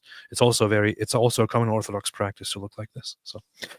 But thank you, Dyslexia. Sheikh Mike Wingeling says, you see, even weakling Huff doesn't want AP when he needs a Turk. When will Ridwan stop pretending he's not a Greco-Armenian Jew who was never a Muslim? This is a good point. Garbled words, is Dr. Mengele a nerd? No, but he's an evil scumbag. Look at him. Doesn't look like a nerd, but evil scumbag. Look at how Wes Huff now traveling the world after he appeared with the best streamers on YouTube. Coincidence, or Wes got that David Wood and AP popularity bump? Yeah, it is kind of weird. Like he was after he came on our show and had a talk with us, he's suddenly everywhere. Mm-hmm. That's what happens. Yeah, people know about him now. Now everyone wants to talk to him. Everyone wants to talk to him. Hey, you know what's messed up? What? They never caught Mengele, man. Isn't that messed up? What happened is Well, he left and went to South America, and then he kept moving around. They couldn't catch him. He died of a heart attack while swimming. I think they actually almost got him once, and they knew that he was somewhere there. He early on escaped, and they had certain intel going around. And yeah, they had West German, Israeli, and other Nazi hunters. So he has Nazi hunters going after him. These guys were good. These guys were good at hunting down Nazis. And never caught this guy. He apparently did a good way of disguising himself and adopting a completely different name and not telling anybody, because some of the Nazis were caught just, having conversations and revealing slight hints at their Nazi past to people that were around them, or people that they thought were their friends, and who then leaked the information to Nazi hunters or to Israel, who then came after them. Mengele did a good job of hiding very, very well, which is pretty messed up considering that he was one of the most messed up people in the Nazis. His son, I believe, went to visit him, and later on, only after his death, revealed how the conversation went. But his son basically visited him and sat down with him, and he was like, "Oh, thank you so much for coming." And he then asked him and said, "All my life I have wondered, all the things that people say about you and all the things that they did, are they true? And why did you do these things?" And then he apparently basically just justified the messed up stuff that he did, operating on children, on victims in the concentration camps, killing them, inflicting brutal, horrible pain on them, and so on. Yeah. No repentance. These people were evil, man. Hey, remember I told you about Christopher Lee, right? Yes. How cool is that? That's not the sound a man makes when you plunge a knife into his back. That's creepy stuff coming from a Nazi hunter, man. Yeah. All right, let's continue. He should call his show Turkey Based. Hey, that's interesting. Yeah, but spell it based. B-A-S-E-D. Turkey based. Based. No, call it based turkey. How about that? Yeah. Based turkey. That's how you do it. Cursed Mouse says, "Okay, that's it. I'm leaving. The Rolling Stones didn't even make the top 10. Clearly number 1. Oh, hi, AP and David." Well, I said I put them on my top 10, man. What are you talking about? I had them at like number 4 or something. I'm just sad that nobody talks about Iron Maiden, because I think Iron Maiden definitely deserves to be in the top 1. So yeah, top 1 million. Mm-hmm. Jack Ray, make Hagia Sophia a church building again. It will become the central cathedral of Eastern Orthodox Christianity, and then later on, it will lead to the unification of Christianity all around the world. We're on it. Now, when you become Orthodox Pope, are you going to make that your city? Yeah. Good. Ferris Adam made a super sticker. Thank you so much. Songs of Relief. AP O'Connor is helping in Japan too. Natsuki Takama translated your cartoon where you get beheaded in the end. Stay away from Islam. That's funny. That's pretty cool. Pretty cool.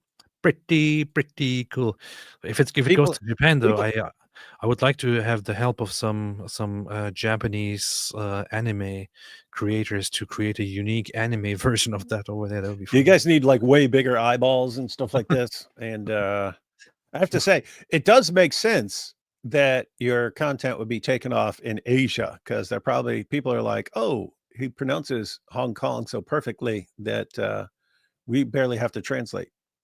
Yeah. AG Ward says Iron Maiden is trash. Now, you shouldn't have said that, because I have just ban user and delete their comments. Okay, good. Banned. Wonderful. Gobbled words. Have you guys ever considered having the traveling Israeli guy on your show? Witty and fact-based pushbacks on Israel critiques from a guide. Only 50,000 times. Yeah, we did. I didn't really get in touch with him. Maybe sometime in the future. That would be interesting. I thought if I ever go back to Israel, I would link up with that guy and do something. I don't know.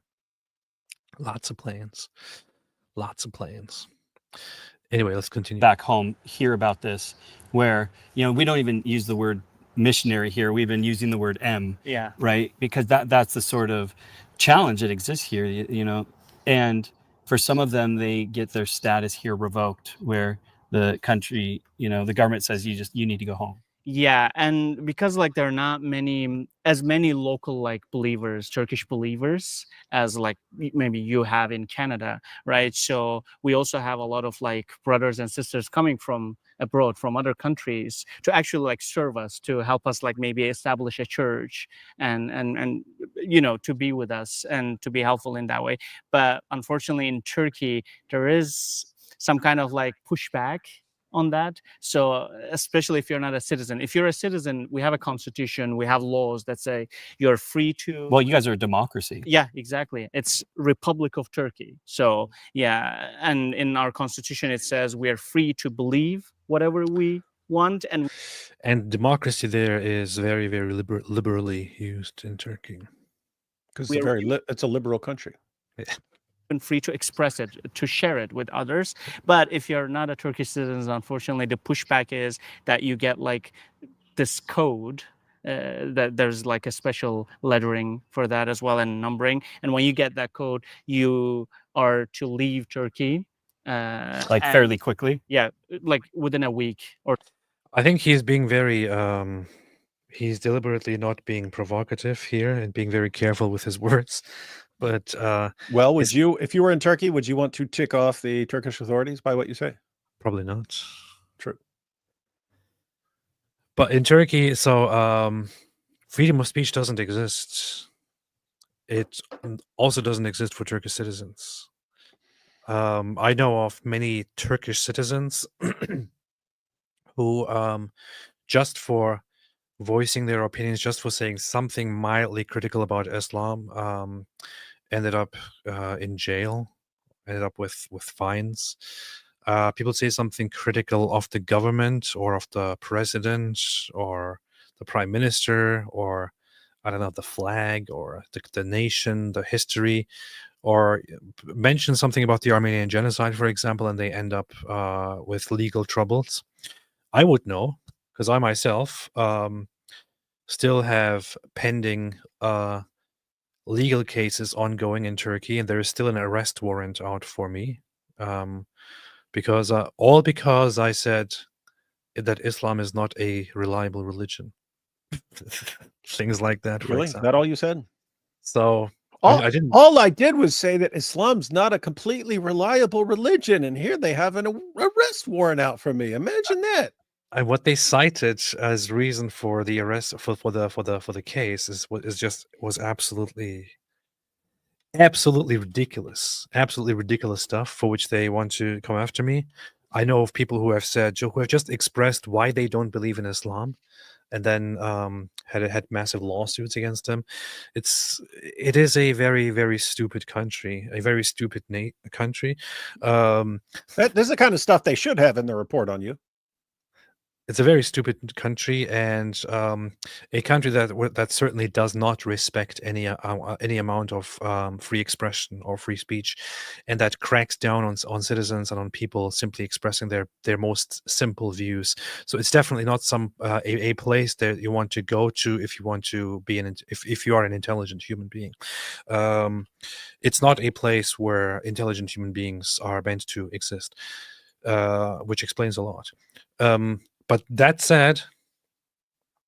all that said, there are also great restrictions on clergy of different religions who want to work in Turkey, or missionaries or others who go around, spreading stuff in Turkey. So Turkey, which is supposedly a secular country with a supposedly secular government, actively interferes in non-Islamic or non-Muslim clergy and non-Muslim missionary activities as well, and tries to penalize them and all that. So it's a pretty stupid country.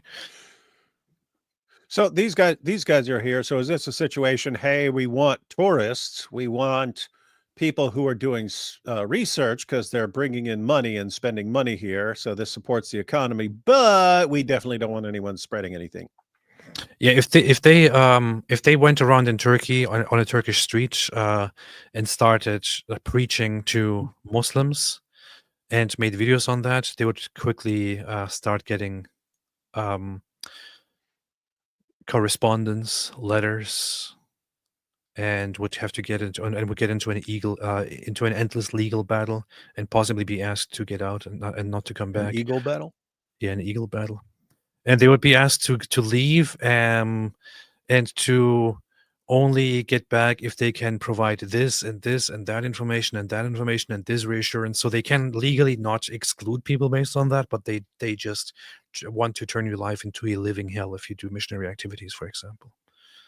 You know, it's like they use the law in illegal ways to bully people or to find reasons. For example, not sure how long ago that was. I just came across it again as I was looking it up. But there was a priest 5 years ago, Syriac Orthodox priest, was arrested, released, and then again arrested and indicted. I don't know what happened to him afterwards, simply for allegedly accepting a group of militants or terrorists into the church and giving them bread and water. That's it. It's a church. The church doesn't care who you are. If you go in there, they give you bread and water. For this, he was arrested for aiding terrorism and then indicted.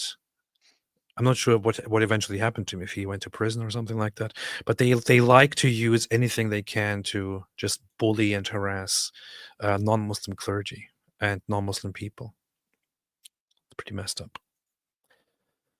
Or so Oh, within wow. 10 days at most, I think, and then you're not allowed back. You cannot even like apply for visas or anything again, so you cannot enter Turkey. And there has been a lot of people, unfortunately, who got that kind of code and who was deported.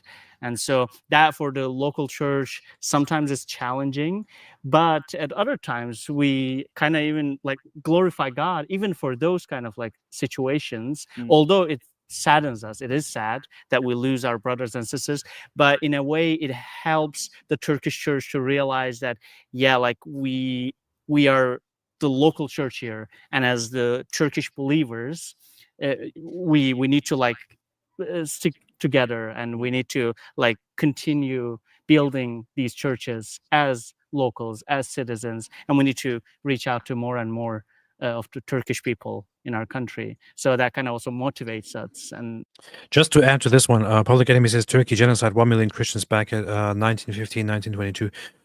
You're only talking about the Armenian genocide as it seems here, but the total number is way above 1 million.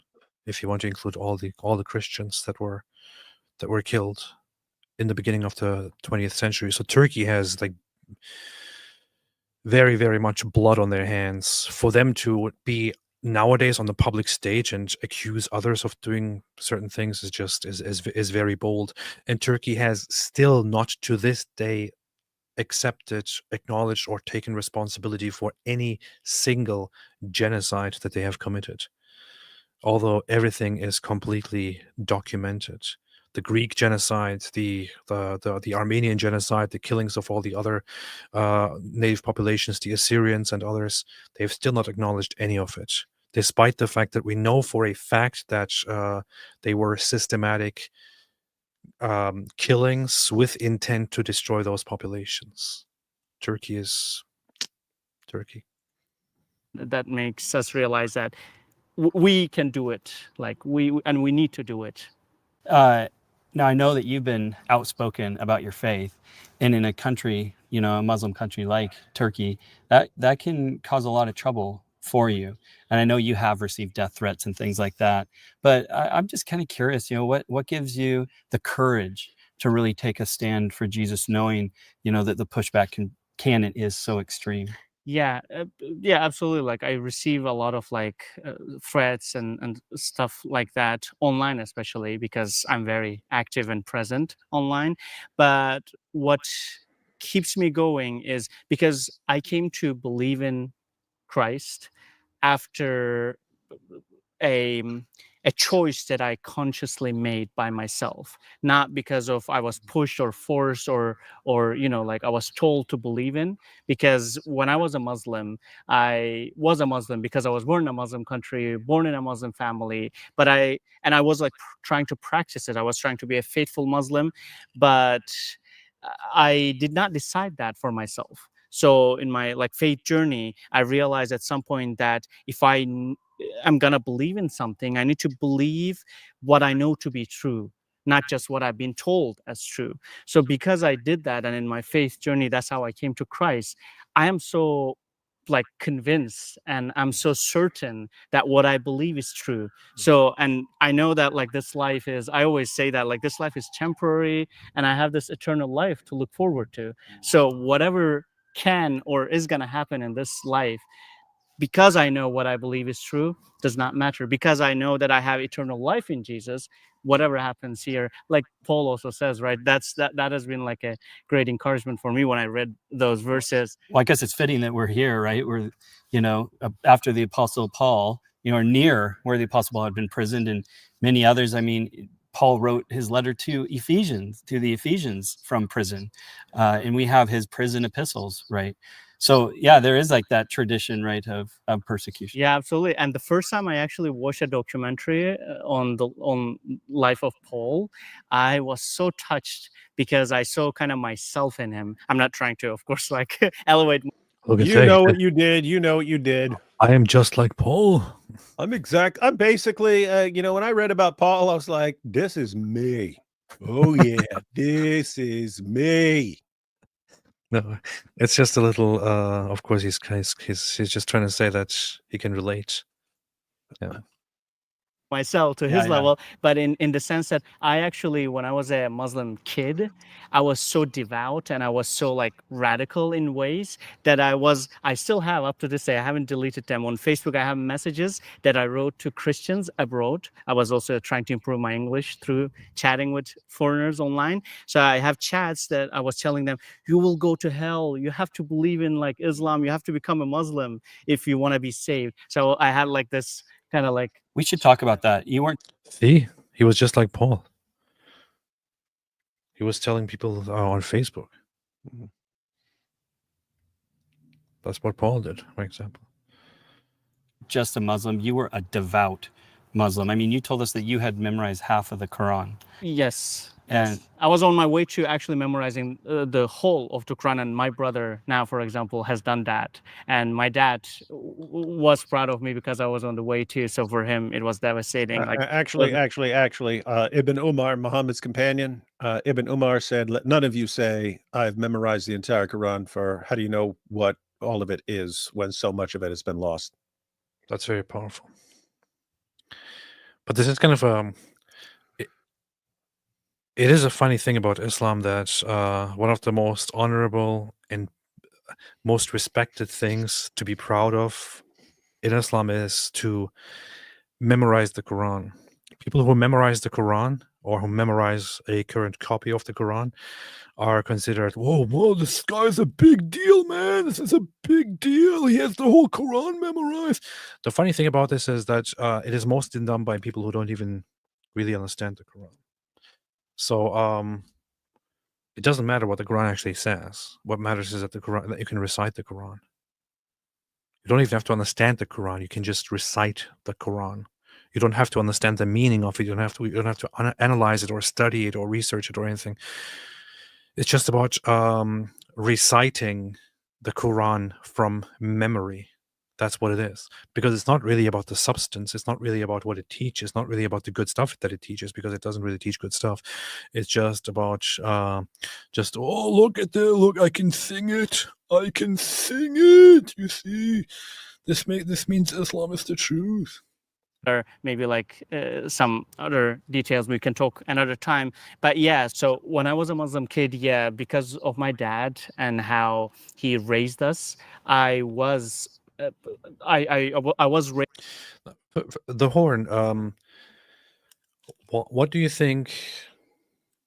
What do you think makes this a very, very powerful moment for you to come here and spread your bile in the comments section, in the chat?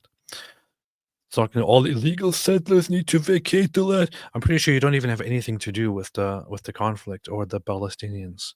You're probably some dork from somewhere, I don't know, from across the world somewhere, only caring about this conflict now because there's a war going on, and talking trash about Israelis now. How do you think this is relevant to the discussion that we're having right now? How do you think this will contribute to anything good? All you're doing is just instead of doing this, you could, I don't know, go and play Minecraft or something stupid.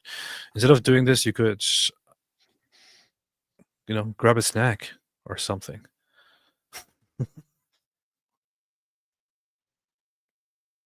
I don't even want to engage in it now because it is so stupid. But you are coming here with dumb stuff that you have heard from online Nazis and regurgitating that in a completely irrelevant live stream here. So banned. That's it. Yeah. That's what you get. Israel derangement syndrome. Seriously, that's it. That's that. That's that, man. That's that. And here's somebody else saying Jews are stupid. Oh, banned. Banned. Let's see. Let's clean up a little bit here. It's time to clean up here. Minecraft. I don't know. I couldn't think of anything else. I just said Minecraft for fun. Anything else here? Let's see. You're a P word AP banned. Okay. Anyone else? Anyone else? Anyone else? I'm currently in a banning mood. Banning mood. Banning mood. Banning mood. Banning mood. I wake up every day in a banning mood. That's nice. That's nice, man. I wake up and I am like, today's a good day to ban a bunch of people. Nice. Nice. Let's clean here. Let's clean out here. Let's clean here. By the way, Jews are super based. Jews are awesome. I love Jews. I love Jews. Aren't Jews the best? Jews are amazing, man. I love Jews. They're awesome. You can't think of anything anyone in Israel has ever done wrong. Jews are awesome people. Absolutely amazing people. Jews are fantastic. Fantastic. The best of peoples. Jews are fantastic people. Anyone want to say anything in response? Anyone want to say something? That's funny. We're totally baiting them. They're sitting there like, oh no, who's going to ban us? I'm gonna respond. No, don't do it. I have to start typing. I have to say. Jews are awesome people, man. Jews are fantastic. I love Jews. Jews are amazing. Yeah, and I mean Israel is like, I mean, with where the conflict has gone by now, I think that Jews should be the ones who are in charge of the land, and no one else should make a claim to it. It's ridiculous at that point. So Jews are awesome. By the way, Jesus was a Jew as well. You could say is a Jew. Yeah, let's see. I guess we have cleaned out. I don't know. They're quiet right now. Let's see. Okay, good. Raised in a household where we did not only practice it, but we were trying to understand what we believed in. And that pushed me, even as a Muslim kid, I wanted to like believe in the true religion, or the true way of being a Muslim, right? So that definitely pushed me like to also kind of talk to people about like Islam, try to convert them to Islam as well. Like I had that motivation at some point too. And so like I was even in some ways like I have cursed some of those people online, like those Christians eventually when they kept refusing to become a Muslim. So that was the way that I felt related to Paul as well, that I'm like, because he started persecuting Christians. Yeah. And then after how many different ways this guy's going to compare himself to Paul. So yeah, for me, like these kind of like stories and parallels, they play a huge part in my testimony and in my faith journey. Hi everybody, Andy Bannister here, evangelist. What is it going on here, mate? Author and speaker, and I want to invite you to join me and also another Andy Steiger at the Apologetics Canada Summer School, June 6th. There's a summer school in Apologetics Canada. What? June nice try, 6th. Andy. I'm not allowed in Canada. To 8th. I'm gonna go there. at Sasquatch Mountain Resort. Yeah, we got nothing else to do June 6th through 8th. Oh. Beautiful British Columbia. Now, here is the good news. Although you need to be called Sasquatch Mountain. They still believe in Sasquatch. they saw those beef jerky commercials like, this is true. He does exist.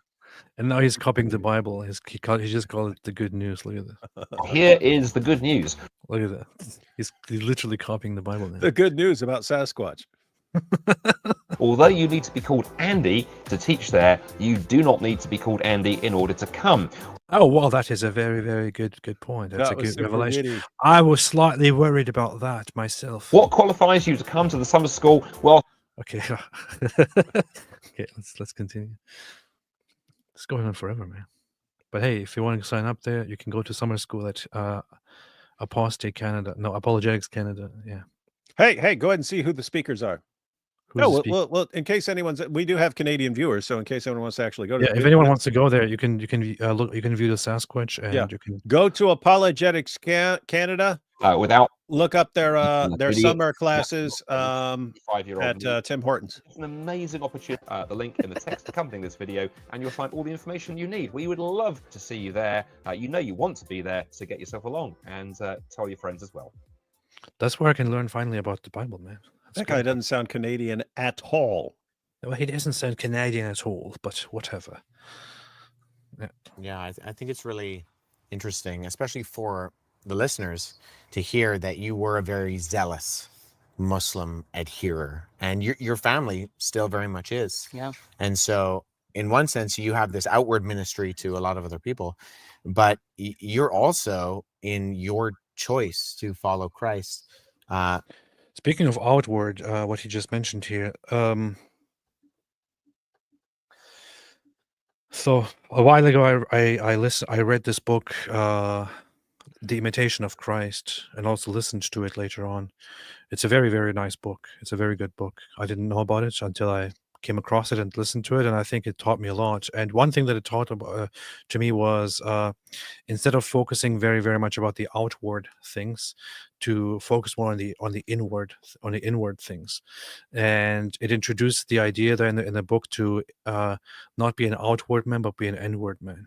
So ever since I read that book, I frequently call myself an inward man, and I think it's a pretty nice thing, like somebody who looks inward and who like values spirituality and belief in God and faith and humility and all that. He calls that an inward man, which is pretty cool. Yeah. As far as Paul, which is not some. I know you heard something else, David, but it's inward. Yeah, it was so horrifying. I was not even going to comment on it, but and then you're like drawing more attention to it. It is literally inward, man. Inward, man. Inward, man. What are you thinking? Yeah. So anyway, on Paul, not only would this be an awesome song, rap song, straight out of Tarsus, that would be a good name for a biography of the Apostle Paul, straight out of Tarsus. I'm just pointing that out for all you Paul scholars out there who aren't getting enough sales on your books. It's because you need a better title. Nice. Victoria Knox said AP is an N-word. Interesting. See? Hey, my wife said it's clarified. It's the N-word man. See? Not sure what you're thinking, David. What's wrong with you? You're relating to the people you grew up with who would have seen this radical shift. This might be a question that, may be personal, but like how do you think they perceive that kind of 180 that you took? And are you able to express that in any open way to your brother, your father? Yeah, so there are like interesting elements when we talk about that, because one is people, because they know my background, they're so shocked. They're like, you knew all about Islam, you knew all those things, and yet in the end, you became a Christian. How so? Because they think, and they don't know much about Christianity, but they somewhat know about their belief, like Islam, and they're practicing it. They're also very kind of like religious. So they think that if... What? Mr. Rohr says you're supposed to say was Jewish, not was a Jew. You're adopting the enemy's terminology. What are you talking about? I don't understand. Was Jewish or was a Jew? What's the difference? Paul literally says, I am a Jew. Yeah. So, And Jesus literally. oh no, you got a Kim Iverson fan here who you can't say that Paul was a Jew. I don't know what Mr. Rohr means, but you Yeah. also have Jesus himself directly there indicating that he is a Jew, Yeah. not Jewish, Jew. Yeah. Jesus was a Jew. And if you say he wasn't, then you're obviously a Christian Prince fan. And Paul was a Jew. Paul says so. So Bible identifies both of them as Jews. So Dude, take it why up you with the attacking Bible. Christian Prince, man? Huh? Why are you attacking Christian Prince? What did he ever do to us? He's the one who sent people after us flipping out over that, right? And did like 20 live streams blasting us over there. Yeah. You can't say he was a Jew. I was like, what are you talking about? It says it right there. But he says that he's God. Yeah, but he became incarnate as a Jew. So No. His problem was with us saying he is a Jew. So you can't say that. But then he also kind of made it about and you can't say he was a Jew, or you can't, but you can definitely not say he is a Jew. And what do you mean? He's resurrected. He has a resurrection body. Yeah. He became man, he became flesh. And what kind of man did he become when he became man? A Jew. No, Japanese. Man.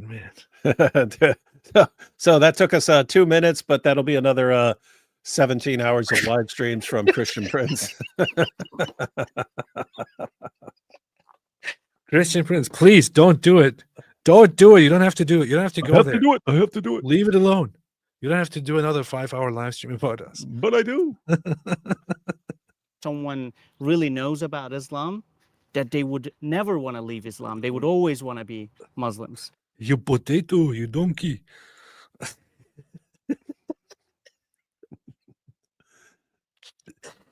Oh, man. But so, and how I encountered that is when I read and when I learned about the life of Jesus and his gospel and who he is and what he taught and what he said about himself and what he said he came to do and that he did. Yeah. So those things are really, really big things that, like, when you study and when you understand that they're not only also stuff that like you are to just believe, like with a blind faith, Right. but like they're even backed up by like some historical evidence, for example, about his crucifixion, right? And about his life as well. We have like strong evidence for all that. That to me was like irresistible, maybe is the word that I want to use here. That's how I try to tell people that, like, yeah, I see it as shocking to you, but that's exactly what I actually think you. This is very, very cool. So I would say if in Turkey people are still being Turkish, they should probably come across this guy and find this guy and listen to him more. It seems that he has something to offer with which he can help people be less Turkish and more reasonable. You know? And I think about it, and I get scared. And he's also like helping people in Turkey and not just abandoning them like certain other Turks. Yeah, he's helping them be less Turkish, and that's pretty good. You know, I could have done that as well, but I'm just not strong enough to do that. Assume that it came from the West. They also look to the West for Christian lifestyle, and especially like Hollywood movies. When I first became a Christian, some of my friends said, "Oh yeah, Islam was so difficult to practice, so you switched to Christianity, which is easier because you're allowed to have like free sex, free alcohol, everything is free, no sin. Like, you know, we see in these Hollywood movies. So like you wanted to become that." I'm like, have you read Jesus's words? And then I usually bring up like the verse about adultery. This is so funny. It sounds very similar to what I heard very much and what others have heard. The thing is, Muslims do this whole thing very often where they compare the worst of what they have seen. You know, to say, oh, if you're not a Muslim anymore, that means. It means you're trying to be like those people in those terrible, horrible movies. That means you want to do OnlyFans. That's why you did it. We've talked about this many times in the sense that they can't get their minds around. We talk about this in terms of like people converting, but they can't get their minds around the idea of anyone actually examining the evidence and concluding that Islam is not true, when that's exactly what you would conclude if you actually look into the arguments.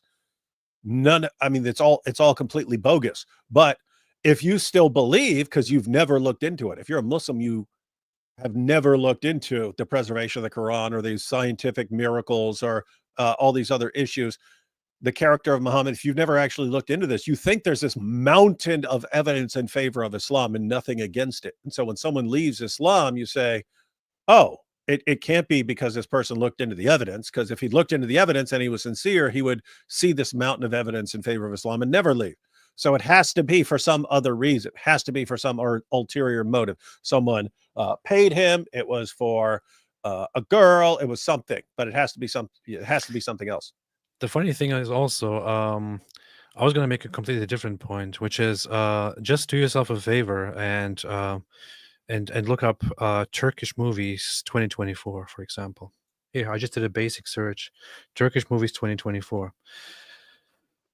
Does this look like it's a very, very, it's like a very, very, a great culture of, moral restraint or anything like that?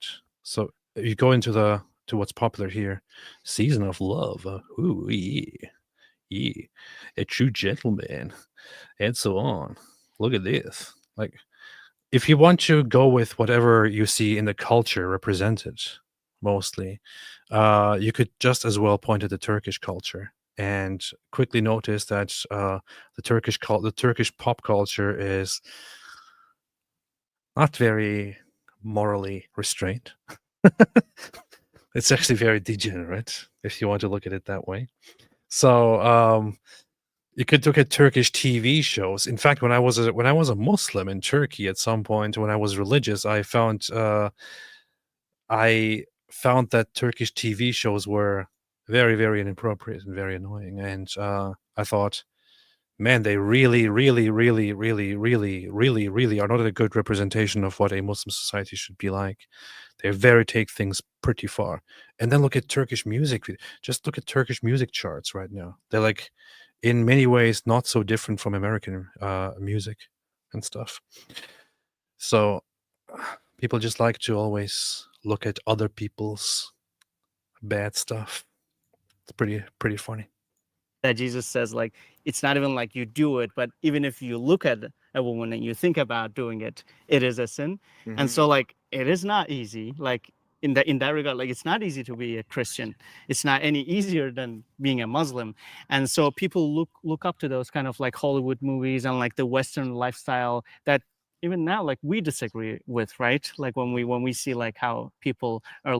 I have to say, they do have a point when they say that being a Muslim is more difficult, because being a Muslim is basically like being a dog in a way, and like a training dog, like a dog that is trained under very, very inhuman circumstances, in cultures, I don't know, in places where they treat dogs very badly, I would say.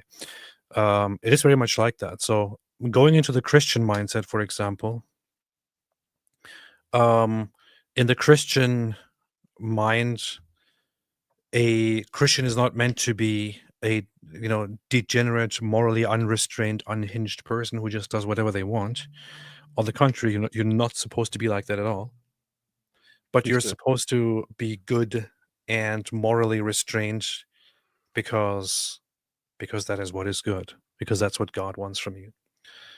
In Islam, you simply are to abstain from whatever Allah wants you to abstain from, because otherwise you will be brutally punished. You're supposed to do what Allah tells you to do, because then you will get treats, you'll be rewarded. You're supposed to not do those things that Allah doesn't want you to do, because you are afraid that you will be burned and brutally tortured and go through immense suffering if you do those bad things. If you take a sip of alcohol, you have to be scared that Allah will brutally torture you in hell for many, many years because of that. If you accidentally drip some pee on your pants, you have to be afraid that you will be tortured in the grave for that. This is what Islam is. So Islam doesn't teach you proper morality; it just teaches you to be like this. slaughtering unbelievers in the name of Allah, raping captives, all that stuff. Good. Yeah. Getting a little pee-pee on, the edge of something because you didn't squat to pee like Muhammad, that gets you tortured. Yes. Exactly. It's pretty messed up. Pretty messed up. Christian morality is actual morality, whereas Islamic morality is just like training wild animals. That's what it is. Comic Nut 64 just saw the thumbnail. You gotta have all the Dawa losers at each free the form. Oh, that's interesting. That's a good idea. I should work on that. Or sell. A Christian, no turkey celebrates Thanksgiving, LOL. No, they don't. Cursed Mouse as turkification. Is that like the impossible meat? Yes. Yes. Dyslexia says this is coping as our friend answering LDS may know. Why do you think that's funny? There's kind of something funny about it when I do something dumb over and over again and then I see somebody else do it. I know. Sorry, LDS may know they lost 116 pages of the OG Book of Mormon admitted in D&C 3 like in Surah 1591. Powerful. See? Answering LDS knows his stuff as well. The Mormon church is pretty bad. Daniel Grün says it's nobody's business but the Turks, unfortunately. Don't put that song in my head, man. David, do you know that song? Which one? Istanbul is Constantinople. Istanbul, not Constantinople. Istanbul, Constantinople. Yeah, that's. I had a little record of that when I was a little kid, but I don't remember it very well. Yeah. Patriotic Z. David, the other day you should have just invited AP into the stream instead of leaving. I wish you guys had Reb Christian on. He has great news sources. Hey, Patriotic Z, quit telling us what to do. I had a live stream set up on my channel. There were people waiting. And just bring in AP to a live stream about the Islamic dilemma. He doesn't know about the Islamic dilemma. What? The Islamic what? Huh. Just focus on Turkey. Just focus on Turkey. Patriotic Z, do you know there's a jinn mosque? Marks where Mo got his butt blasted. Oh, I didn't know that. Hey, look up Jinn Mosque in Mecca, man. Look it up. Look up Jinn Mosque. Just pull up like a Wikipedia page. Oh yeah, that's where he went to gather with the jinns. Yeah, so guys, so what you have in the sources is that Muhammad was mounted and ridden all night by the men of Al-Zut, but then later when this gets described, they have to make it about jinn so that it becomes something spiritual. But look, so there you have the Mosque of the Jinn. What's that thing look like? I don't even need to say it, but this is what they think about when they think about that night and what was happening to Muhammad, right? Let's make it so it looks exactly like what the men of Al-Zut put inside our prophet all night, leaving him sore and in pain until he passed out on Ibn Masud's lap. Oh, wow. Let's build a giant monument to their big dongs of the men of Al-Zut. Jude Sabaya made a super chat. Thank you so much. Joker Man said, "You gotta love everybody and make them feel good about themselves." No. Hey, they should paint that minaret black, man. Yeah, I'm saying. And they should call it the Al-Zut Church. Mosque, not church. Al-Zut Mosque. Yeah. Curious. Don't let me forget. We're going to be doing a skit sometime, and we're going to need some mosque. We got to call it the Al-Zut Mosque. The Mosque of Al-Zut. The Mosque of Al-Zut. Curious Bill Gillick says, "Hey AP and David Wood, I'm also a Christian from Turkey. I do apologetics here on YouTube." Really? Nice. Really? Curious Bill Gillick. Oh, interesting. Interesting. Good stuff. You only started recently, didn't you? That's cool. That's cool. I see your channel now. Here I see it now. Pretty cool. Start out, make it good. Okay, Make so it hey, start playing. Is it just is it like audio?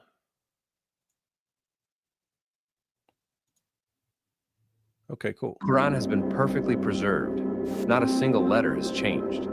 But modern manuscript research Huh. There you go. Oh, you did it in English? Quranic manuscripts documents cases like this is a second instance of correction from the top copy codex. Interesting. Curious. Need content in Turkish. Throughout history, the doctrine of the Trinity has faced serious coherent. Interesting stuff. Interesting. Looks like an interesting channel. Interesting. I'm gonna subscribe right here. See how I subscribed, you see. Diamond encrusted Abdullah says, Jesus is not God, trust me. Angel Gabriel killed him.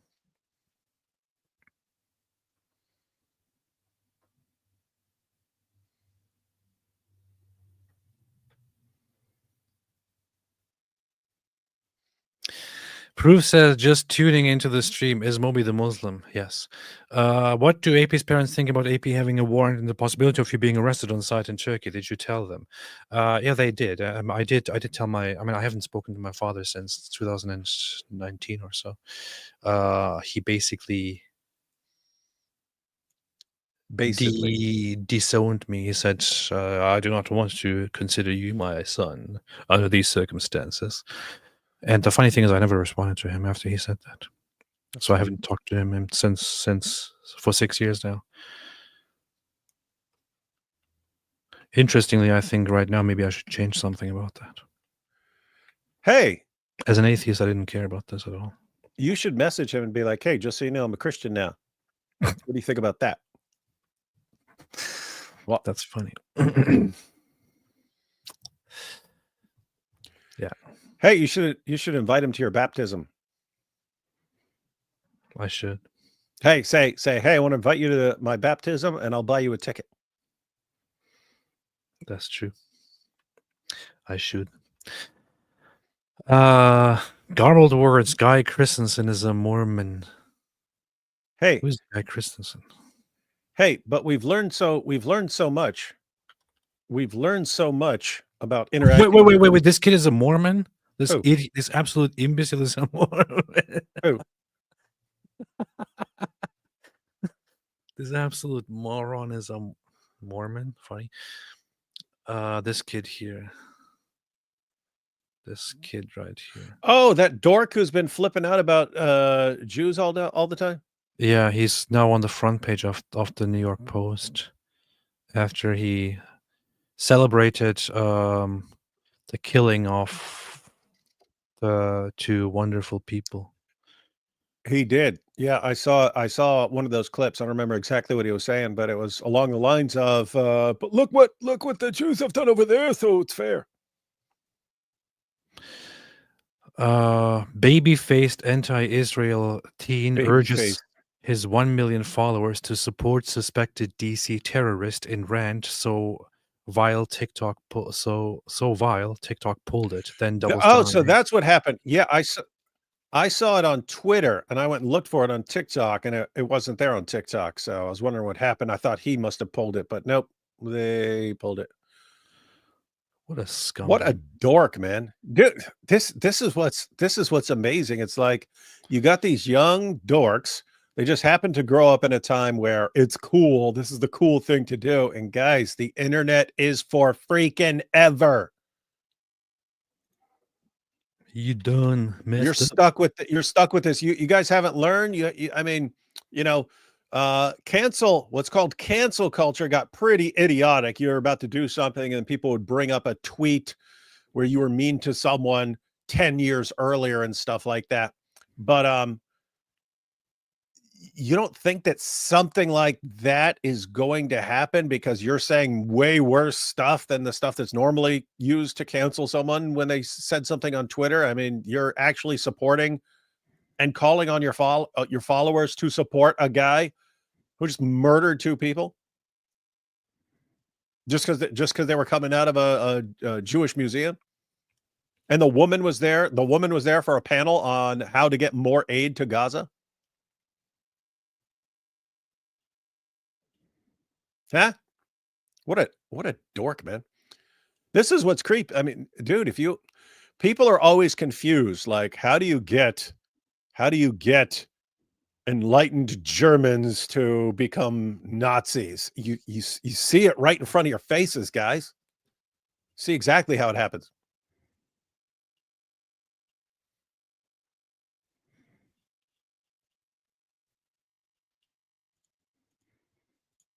Here you have it. So here's the front page of the New York Post. New York Post, which posted today, far left groups celebrate murder of Israel staffers in disgusting posts. And then you have here this guy's face right on top of everything on the front page, and it says devil worship. And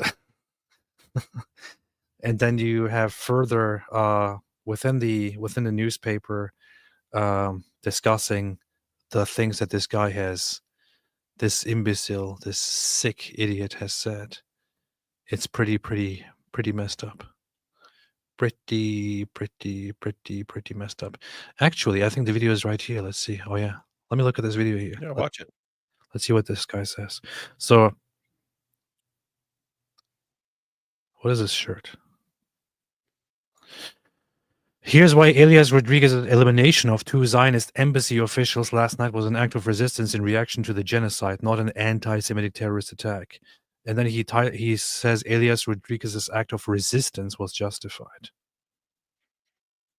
I take it back. I do not condemn the elimination of those 2 Zionist officials who worked at the Israeli embassy last night, and here's why. Israel has live-streamed a genocide to the entire world for the last 2 years, and I could talk to you for days. You know what's very funny? The words he just used, Israel has live-streamed a genocide. Now, Israel has not live-streamed what they're doing in Gaza. You know who did live-stream a genocide, though? Hamas and their other Gazan Palestinian friends on October 7, when they went into Israel and killed nearly 400 people at a music festival. Almost all of them were civilians. And then went on to continue killing and kidnapping and raping and murdering and mutilating and torturing people throughout Israel, amounting to over 1,200 on one day. They live streamed that. So if there is one genocide that has been live streamed, it was the attempted genocide by the Gazans or so-called Palestinians on October 7. For days about all the crimes, all the atrocities I reported on, and when I'm finished, you would still not know 1% of the Palestinian suffering. And you cannot expect to do such a thing in this world without the people standing up to fight to stop you in any way they can, to resist against you. And that is exactly what happened. Do not let yourself be fooled by the media, by the Zionists in this country who are telling you that this was an anti-Semitic terrorist attack. It was not. First of all, the man who was assassinated was a Christian Zionist. What a filthy scumbag. He says it was not an anti-Semitic attack because the man who was killed was a Christian. Yeah, so that may be the dumbest thing anyone in history has ever said. Guys, keep in mind, he just said this wasn't an anti-Semitic attack because the guy that the terrorists saw coming out of the Jewish museum turned out to be a Christian. So therefore, he wasn't intending to kill. What? Who did he intend to kill? Yeah. Did this guy target a Christian? Did he say, you know what? I'm going to go kill a Christian today? Or did he say, I'm going to go kill some Jews and I'm going to get some Jews who are walking out of this Jewish museum? What's the intent? He's saying the way things turned out to be, that implies what your intent was. And that's just stupid. Guys, killer didn't care listen, that listen. Yeah, Israel was he Christian. could have walked over there. He could have walked over there and said, "I'm going to kill a bunch of Jews," and killed a bunch of people who are. You could have had a bunch of Mormons who were visiting the place and walked out there. He sprays them all with gunfire and stuff like that. Ha ha! Well, it's not an anti-Semitic attack because they were Mormons. He literally intended to kill Israeli. That's why he Jews. was there. That's it. Proclaiming it so on his social media. He spent his days working at the Israeli embassy, fighting to maintain Israel's genocide and support for that genocide. Was he trying to maintain the genocide? Contrary to the bogus claims of the UN, there is enough food in Gaza for a long period of time if Hamas lets civilians have it. Confirming what we knew all along, Hamas emits itself among Gaza's civilians. Okay, so he was actually saying that there is no such thing and that they are doing everything right. He wasn't saying I'm aiding the genocide. So And support for that genocide in this country. He is a war criminal. And the same was true. he's a war dude. How old is this guy? Is he even old enough to have a phone? It's one thing to it's one thing to not know the meaning of the word genocide. Now they don't even know the basic terminology like war criminal and so on. I sincerely hope, little guy, that you get in legal trouble because of what you're saying here. Because what you're doing here is you are inciting terrorism right now with this post. So I sincerely hope that the federal government cracks down and gets you in legal trouble. And then you go through a process of dealing with the consequences of the really, really vile stuff that you are pushing so that you can maybe learn from them and become a better person. I do have to say, I am impressed that he's standing his ground and leaving this up. You know what I mean? Like he's getting blasted from it, but it's still up. So it was removed from TikTok. It's still on his X page. So yeah, he does need to hire you're going to need to hire a Jewish lawyer to get you out of trouble on this one, buddy. But True for the woman. This was not because they were Jewish. It was because they were Zionists. And a manifesto. What a stupid thing to say. He turned out to be a Christian, therefore it was not because they were Jewish. I mean, you could have just argued that it was because they were Israeli Zionists or something like that. Just because you brought in to it the fact that he was a Christian turns this into a ridiculously stupid argument. From the suspect in custody, Elias Rodriguez, who apparently, if we are to believe this is true, he is part of the movement and he has consistently posted about Palestine. He targeted these two because of the connection to the state of Israel, because they are Zionists, not because they are Jews. I'm about to read you his manifesto, which he published. So this guy thinks that it is okay to kill Israeli civilians. He also thinks, by the way, that it is okay to kill Zionists. Let's hear that again one more time. He is a war criminal. And the same was true for the woman. This was not because they were Jewish. It was because they were Zionists. And a manifesto from the suspect in custody, Elias Rodriguez, who apparently, if we are to believe this is true, he is part of the movement and he has consistently posted about Palestine. He targeted these two because of the connection to the state of Israel, because they are Zionists, not because they are Jews. I'm about to read. All right. The majority of Zionists are actually non-Israeli, non-Jewish people in the world. Do you know that? In fact, I am also a Zionist. yeah, keep in mind, everyone, according to this dude, any random person who supports Palestine would be justified in going up and blowing AP's brains out. And this would be Because according to this dork, AP is a war criminal. By the way, just think about the reasoning here, right? If you imagine you were to say, hey, Hamas carried out a huge attack, killing over 1,000 people, men, women, and children, and took a bunch of hostages and so on. Therefore, anyone who supports Hamas or Palestinians in any way is guilty of a war crime and deserves death. That would mean you could just walk up and blow this kid's brains out. That reasoning. And yet somehow it wouldn't apply. It would only apply if you're, supporting Jews, and somehow. What a dork, man.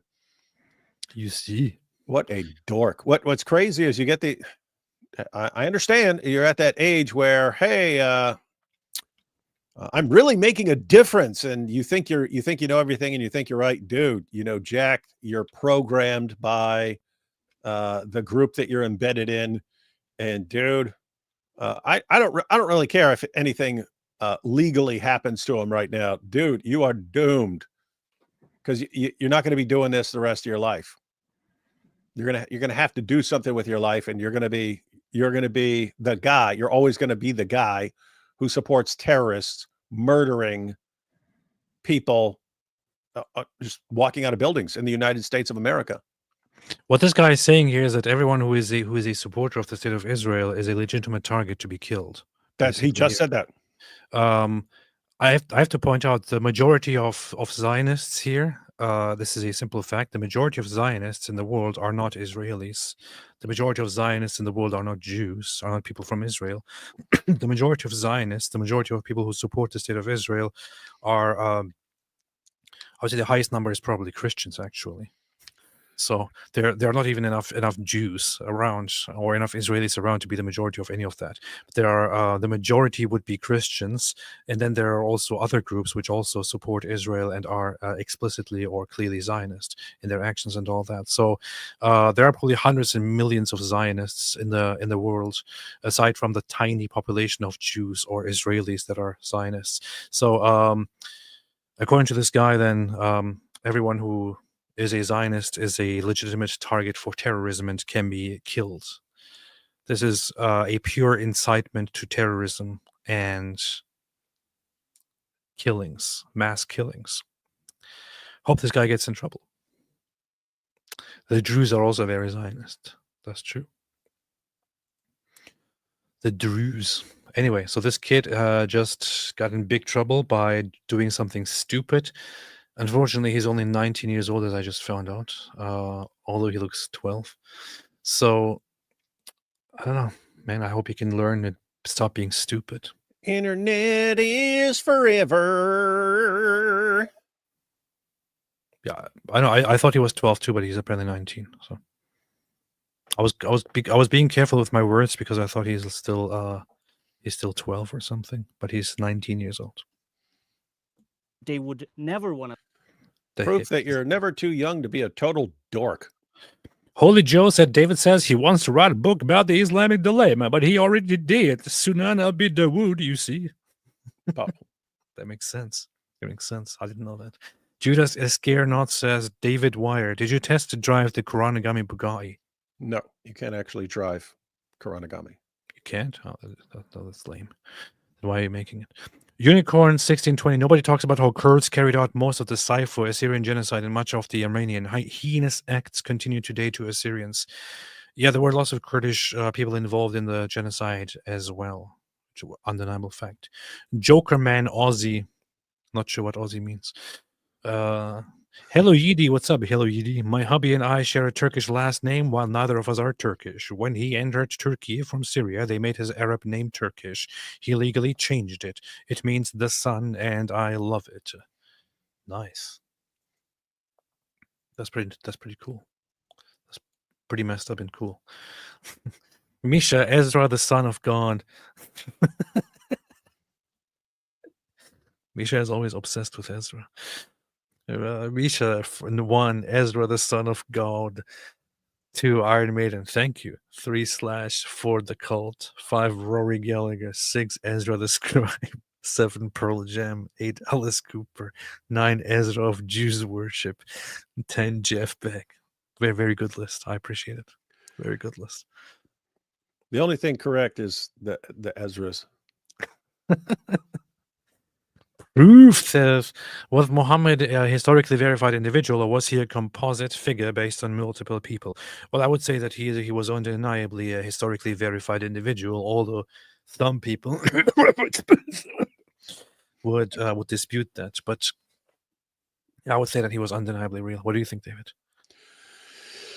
Yeah, he was obviously real. But the reason for the dispute, Proof, is that you don't really have anything significant as far as early records of Muhammad. So there's this big window of opportunity for people to invent all kinds of things. And so you can kind of say what you want. And some people argue that he probably never existed and was just sort of jumbled, Frankensteined together from various stories about various people. Yeah. Razor's Edge Shaving says, sorry guys, but any great band list is invalid if it does not contain Sabbath, Iron Maiden, Ozzy, Iced Earth, or Sabaton. I can only agree with Iron Maiden here. I don't even know what the others are. Never heard of. Sabbath is literally the Jewish day. Not sure what you're talking about, Sabbath here. I don't know why he's separating Ozzy from Black Sabbath. Because Ozzy did go on his own, but still his best stuff is with Black Sabbath, so they'd be lumped together. Black Sabbath. Yes. Unique Pets who says for Carpenter, Snap, Iron Maiden. I only recognize Iron Maiden here. The others don't make any sense. Yeah. Diamond Encrusted Abdullah. Angel Gabriel is a demon who is an extraterrestrial who works for Baal, aka the god of Saturn, aka the author of Talmud, Bible, and Quran. True. Of Talmud, yes. Sankey Daniel Wallace has a free textual criticism course on the Bible training site. Graduate level. Highly recommended. West site has recommended books too. That's good. That's good. Check it out. Check it out. Dyslexia Intelligentsia subtypes when Dr. W says something and I go to rewind it to hear it again, but David Wood repeats himself. It's always good and helps with memory. That's what I do. Oh, thank you. Thank you. Appreciate it. That's what I do. He does it unintentionally, actually. So there it is on a quick break. AC/DC, The Who, and Who? And Eagles also could have made that list. However, I only had so many characters, and a top 10 is easier than a top 20. That said, I don't jive with the Stones. No sympathy for the devil. Yeah, but where's Iron Maiden? So AC/DC, The Who, and the Eagles should all be top 10. And if you don't include Rolling Stones, then we can't believe anything you say ever again. Strawberry Fields Forever. Andrew AP, would you consider doing a stream or video with Frank Turek? Oh, hi, David. I guess I should ask you to encourage him. Thank you both for what you do. I would. David wouldn't. Yeah, Frank Turek would be good to get him on some particular topic or to just take people's questions about Christianity. Because he does this regularly. He goes to college campuses, gets everyone together, room full of like everyone, atheists, Muslims, and so on, and takes questions. I would, but David wouldn't. I talked about this earlier, but I just looked it up. Assyrian priest Sefer Aho Bilecen sentenced to 2 years imprisonment in Turkey. This was from 2021. I can't find any update just now looking at it so far, but this is the story that I mentioned earlier. The Assyrian priest Bilecen, who leads Moria Kub Syriac Orthodox Monastery in Mardin province of Turkey, has been sentenced to 2 years and 1 month imprisonment on the allegation of being a member of a terrorist organization. The fourth hearing of his trial was held in Mardin's fourth criminal court. He had been arrested on January 2020 in Nusaybin district of Mardin and had been released on the 14th of January. However, 2 days later, he had been indicted for membership of a terrorist organization. After hearing that was attended by Bilecen's lawyer, the prosecutor reiterated his opinion that he faced punishment, claiming that he had helped the organization. Bilecen was reportedly accused of providing food and water to members of the military wing of the Kurdistan Workers' Party, PKK, in 2018. In 2018, 2 members of the organization came to the monastery. They asked me to give them some food, and I gave them some food.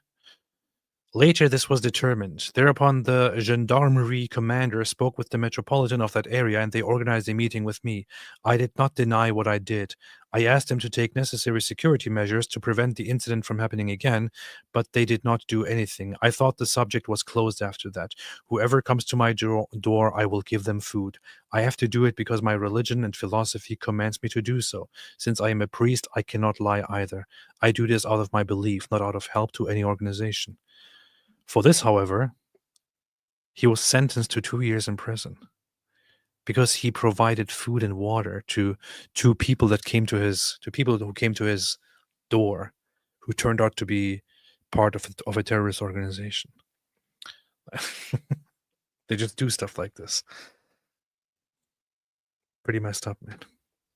Not sure what happened to him later on. Can't find any updates on that. Hope he's good now.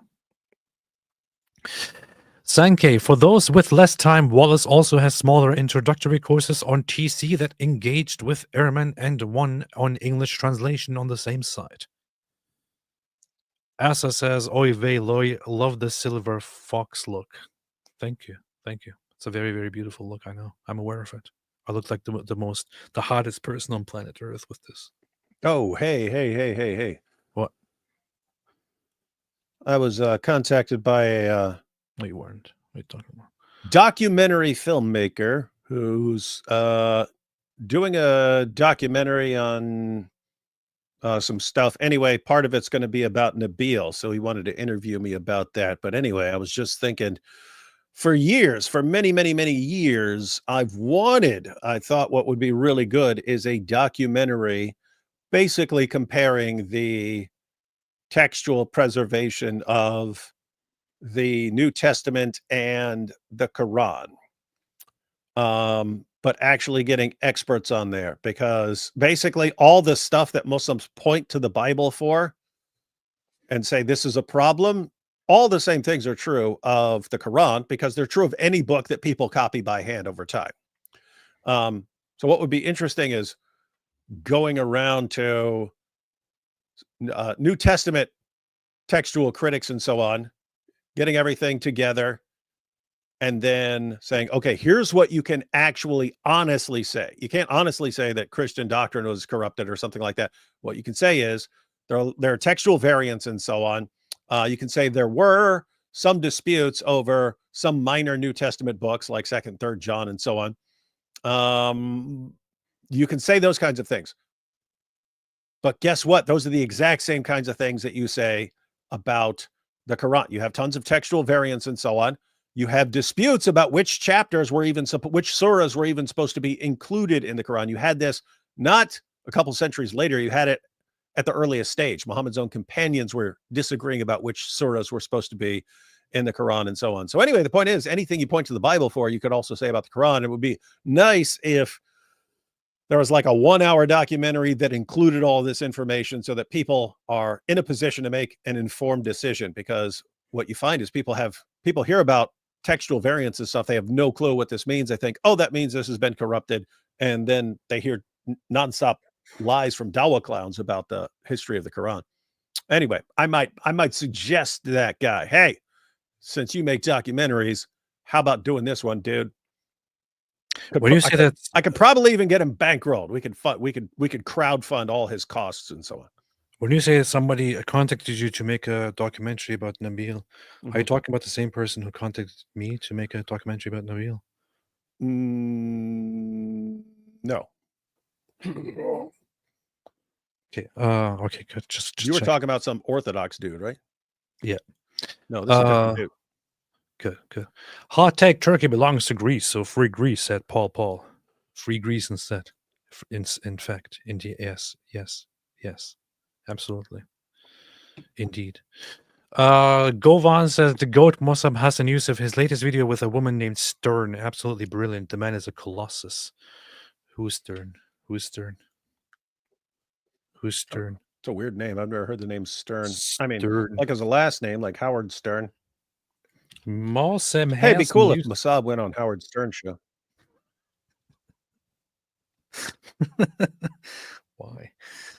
Why? Powerful. Well, that guy over yonder said, been watching your videos for 5 to 6 years. I've learned so much. May Yeshua bless you both. Dearest Muslims. Sahih al-Bukhari 4428. What is Bukhari 4428? David, what is it? It is military expeditions led by Muhammad. The Prophet in his ailment in which he died, he used to say, "Oh, Aisha, I still feel the pain caused by the food I ate at Khaybar, and at this time I feel as if my aorta is being cut from that poison." Wrong. As if is not in the Arabic. He says, "I feel my aorta being cut from that poison." They even try to trick you with their translations. Khaybar, Yahud. Searching deeper, prophecy said Messiah had to extend Judaism to a worldwide salvation. Jesus did it. I will also make you a light for the Gentiles, that my salvation may reach to the ends of the earth. Isaiah 49:6. This is true. This is a fact. I learned the very same thing in my studies of Judaism, that the Messiah is supposed to be the one who brings the faith in God to all the world. And you could argue that this did, in fact, come true in Jesus. The third orange just turned into the live stream to watch the whole 10 minutes, and now I can't wait to see all of the nerds in the comments arguing over Dragon Ball Z lore. That's what happens when you bring up this nonsense. It's the most bestest thing. Suzanne said, oh, what's up, Suzanne? This is a Turkish comment. Türkiye'yi özledim ama gitmem bir daha. 7 yıl oturdum orada. Çok fena değildi. Okay, I have to translate this. This means I miss Turkey, but I wouldn't go there again. I lived there for 7 years. It wasn't bad. It wasn't that bad. Antep and Ankara. They told me a bionic tourist. They called me a bionic tourist. I saw most of the Christian and historical places. I was able to escape before Erdogan. Thankfully, still a good place. Appreciate that. It seems that you have a rather positive view of Turkey compared to me. When somebody asked me about Turkey, yeah. And there are some redeemable qualities about Turkey, such as that, that it could also refer to something that could be, a good food. Other than that, it has some good natural places to see, some good architecture to see, not Turkish architecture, pre-Turkish architecture. Yeah, I don't know. But don't go there again. Devin Klassen, told you, David, I could get you into Canada. It used to be called Hemlock Resort. It's 45 minutes away from me. David, there you go. Don't tell anybody. Romology I confess, I'm not really pressed to go there. But I'll let you know if there's ever a good reason to go to the Sharia compliant hellhole. Just about to go to church. It's Sunday morning. I'll have to watch this live stream later. God bless you. Wes Huff, where you at? Wes Huff, where you at? Yeah, Romology is from the island of criminals. So it's Sunday morning over there. Someone posted a comment recently on my channel and said that his 2-year-old daughter now walks around going, "Yo, Wes Huff, where you at?" It's funny. Elijah Petty says Turks are the most liberal in the Muslim world. I think there are more liberal ones, actually. Like, for example, Kazakhstan or the Turks of the Muslims of Albania. Timothy Freeman, do Muslims Turks, when converting to Christianity, forfeit their brewing of Kuru Kahveci Mehmet Efendi and swap it for some Greek brand? As a Latin Rite Catholic, I brew both types of coffee at home. Which one do you like more? I tried both Turkish coffee and Greek coffee. Turkish coffee, so Greek coffee when I went to Greece. And I kind of prefer the Greek coffee. I don't know.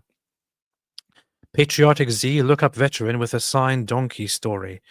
It is relevant. Reminds me of that story how STDs was spreading in this place in the Middle East from a donkey. Then he was probably telling a story of watching a donkey get banged or something like that by the locals. Probably. Cool Bob, isn't it haram for Sajid to have ham on his lips? Yes, it is actually.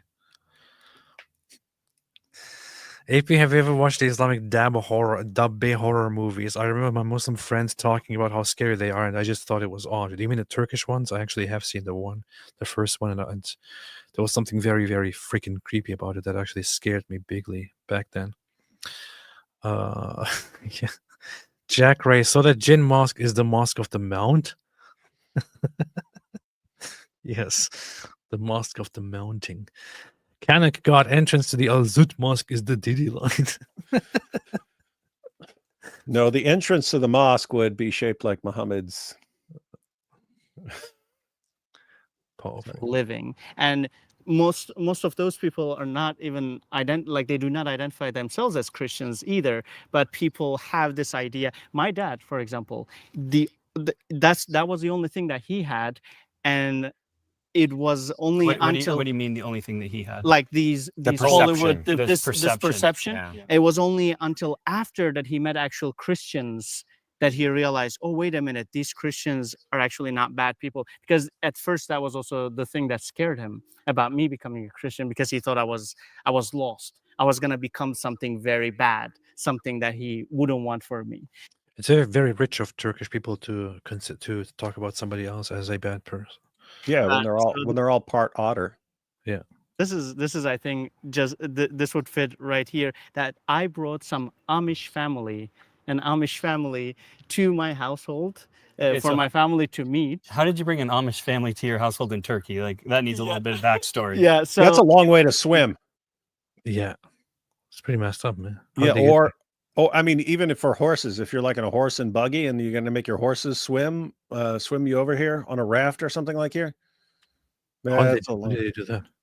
They came to Gaziantep to serve the refugees there. Oh. And so I invited them for dinner. And for my family, because I'm able to speak English fluently, it is something that they can take pride in. They're like, wow, look at him, like he speaks 2 languages. So I'm like, I will bring some foreigners for Turks are like that. dinner, and I want you to introduce them to the Turkish culture, to Turkish food. My mom makes amazing food. So they were like, sure, bring them in. And they were this Amish family, so they had already 2 kids. The woman was pregnant, and they're like more traditional, and the woman even wears Where they are? like a scarf. That makes sense. And so I heard that they don't believe in birth control and stuff like that. But so what happened is I brought them, and my dad started speaking with him, and I'm translating.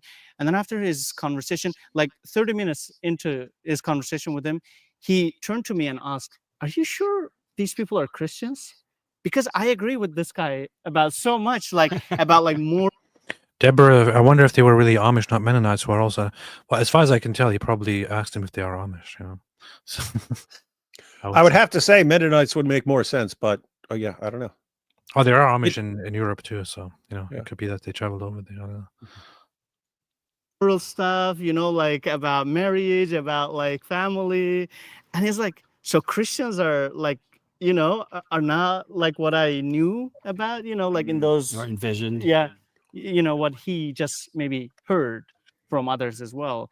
And so these kind of like actual experiences, and it wasn't just the Amish family, but I actually brought a lot of Christians, especially foreigners, to my house for dinner. And the more he interacted with them, the more he came to realize, and his perception about Christians changed. And unfortunately, like in Turkey, some people lack that, and so they just assume what Christianity and who Christians about. So. Wouldn't it be funny if the Amish started growing rapidly and taking over the world, and people became Amish? That would be funny. If Muslims converted to becoming Amish, and hey, what if Andrew Tate became Amish and then like started getting more attention? That'd be very funny. Andrew Tate should convert to Amishism. Is there a word for Amish? A noun? Yeah, the Amish. No, but for the ideology, for the belief, for the whatever, Amishism. Amism. Are they the ones that call themselves Friends, or is that a different group? No, that's Quakers. Yeah, I often see that. Yeah, this is the funny thing. If AP became Amish, he wouldn't be doing live streams no more. That's true. The funny thing is also you can say whatever you want about them because they're not listening anyway. In different places that I've traveled, that they kind of just have this Hollywood perception of North America in general, but then they'll believe that is Christianity in working its way in the culture sort of idea, and don't realize, well, no, that's the culture, but that doesn't mean that all people are like that, first of all, and that Christians are like that in general. They do that even with like political stuff. Sometimes they assume like a country is Christian, and when that country does something wrong, like it gets into a war. We do the same thing. We do. That happens. Yeah. Okay, let's read about Amish to find out what's. Yeah, the hey, Amish I was just looking at it. So, yeah, it's the old order Amish who don't use like cars or anything. So, it'd be surprising if they took a flight and so on. So, you'd wonder how they got there and so on. But apparently, they're connected to the conservative Mennonites, and sounds like they would, but they can also be called. I think they can also be called Amish, man. Huh, wait a minute. Regions with significant population in the United States and Canada. I thought they also had some populations. Okay, here, Europe. Let's see. In Europe, no split occurred between Old Order Amish and Amish Mennonites. Like the Amish Mennonites in North America, the European Amish assimilated into the Mennonite mainstream during the second half of the 19th century through the first decade of the 20th century. Eventually, they dropped the word Amish from the names of their congregations and lost their Amish identity and culture. The last European Amish congregation joined the Mennonites in 1937. Huh. See, So- they're all Mennonites now, so they wouldn't call so- themselves Amish. That's interesting. Hey, that was the dudes. I told you about them a long time ago, but those are the dudes. A Mennonite men's singing choir came to visit us in prison, and the guy was talking about how Why are you talking like that? the guy was talking about how the Mennonites are more open to things, and he goes, and some of our young people even wear shorts when they're playing softball now. And so I told you about that before, but that was the kid. One of the young guys he was talking about seemed like he was like 18, but he was the guy. My friend Peanut there, and he had gold front teeth, and the guy actually, you can see the guy, he got hypnotized by the gold teeth. He'd never seen it before. He'd never seen gold teeth. And he's sitting there, and Peanut's talking to him, asking about what he's at, and you see the guy, and he just like fixates on the gold teeth. And then as Peanut's moving, the guy's like following his teeth with this stunned look on his face. Like I wish I had a video of that. It was like it was hilarious. Mennonite. I mean, imagine if that was in the age of YouTube. Mennonite teenager gets hypnotized by dude's gold teeth. Classic video. Funny.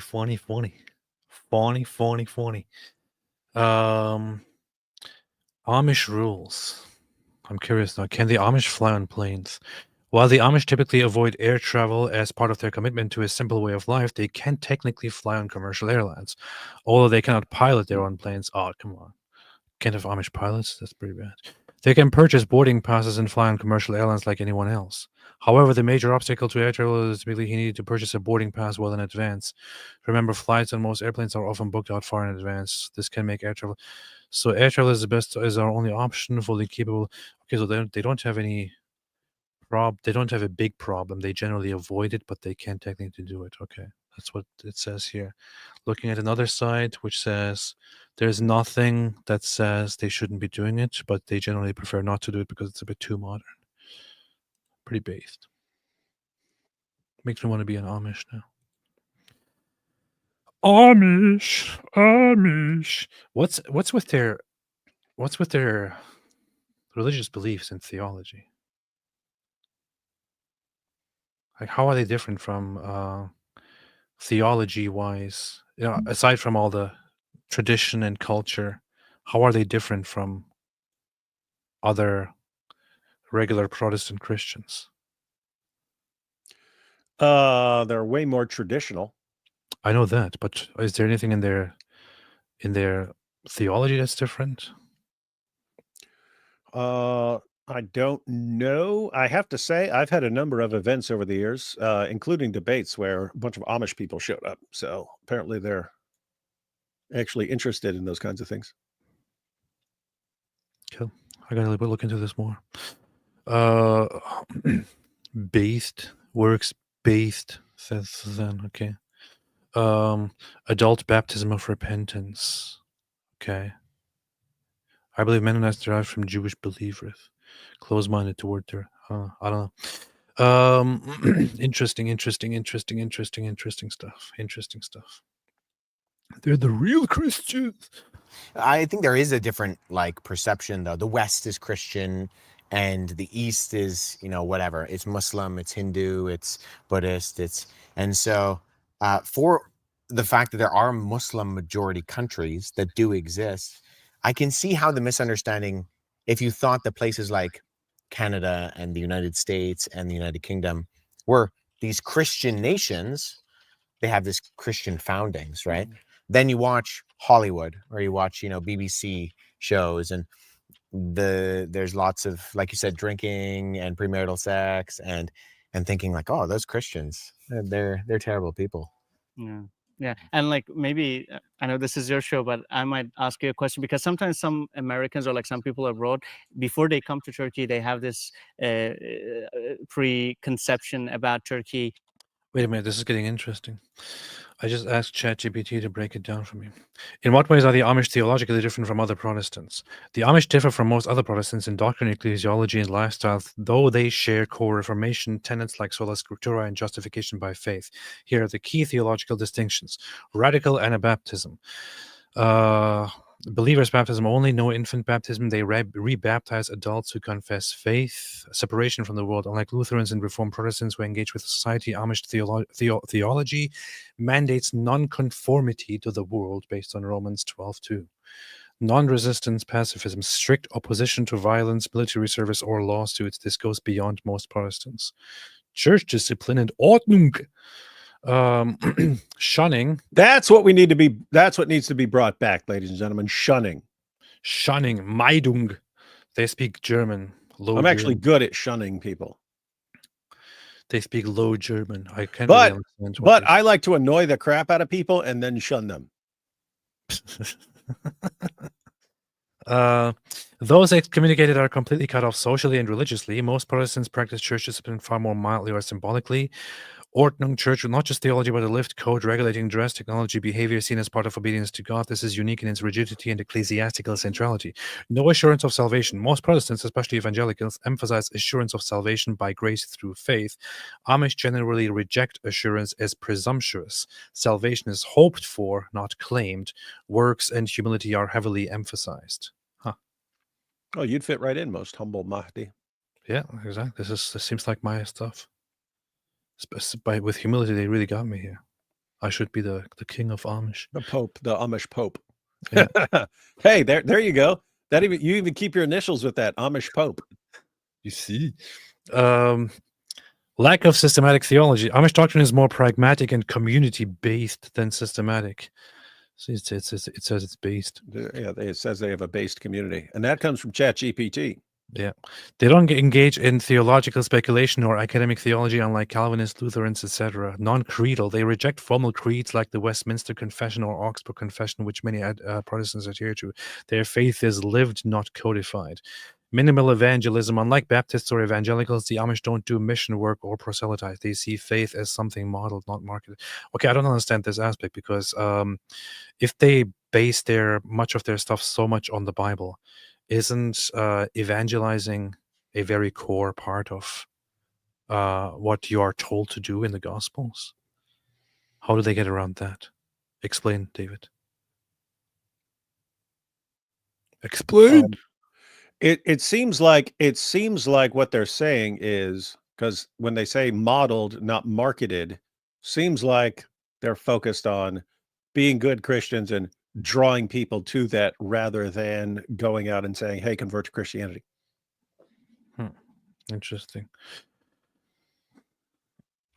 Are they based? Depends on how you define based.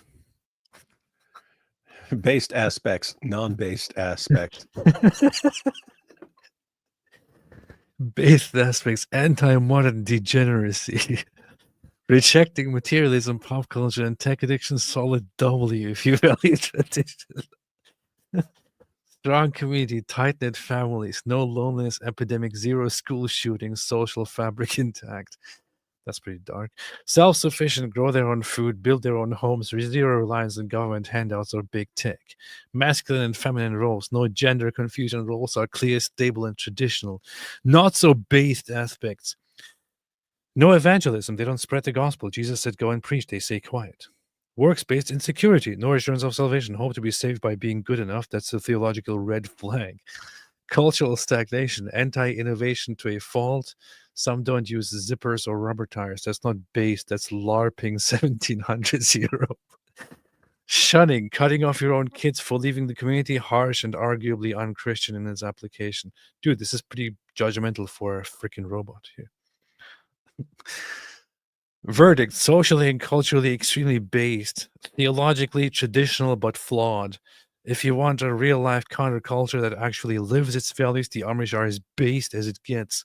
But if you're measuring based by alignment with full Christian doctrine and gospel clarity, it's a mixed bag. Okay. Were they kings? No, the Amish were not kings. They descend from... Okay, now it's taking the twos. So now they was plain folks, not kings. Okay, good. We have all the answers we need now. Good. Good stuff. Maybe having camels and being a desert. Sure, and yeah. that, like, not as developed as this. Like, either if you had that kind of idea, or if it surprised you, like to see Turkey the way that it is. Yeah, I mean, I think you don't know what you don't know, right? And so there are This is a very good point by Wes. You don't know what you don't know. I learned something today. blind spots in our understanding often in the West. So I don't think I necessarily thought that there would be camels. But you do have these kind of ideas where, like, you think of this area of the world as... Actually, wait. Where can I find the Amish Shahada? What the hell? Okay. I want to become Amish. Can't type, man. Become Amish. Okay. There is no Amish Shahada. The Amish aren't like Islam or even most Protestant churches. There's no single creed or formula. Just tell me the Amish Shahada. All right, if you want to close this verbal equivalent to an Amish Shahada, it would be something like this. I renounce the world, the devil, and all his works, and I promise to follow Jesus Christ in faith and obedience, living humbly according to the ordering of the church. That's as close as it gets. No standardized wording, no Arabic formula, no instant entry, but this captures the essence of what the Amish vow when they join the church. Okay, now do it in Arabic and with transliteration. Here is the Amish-style baptismal vow translated into Arabic with full harakat and transliteration. أترك العلم والشيطان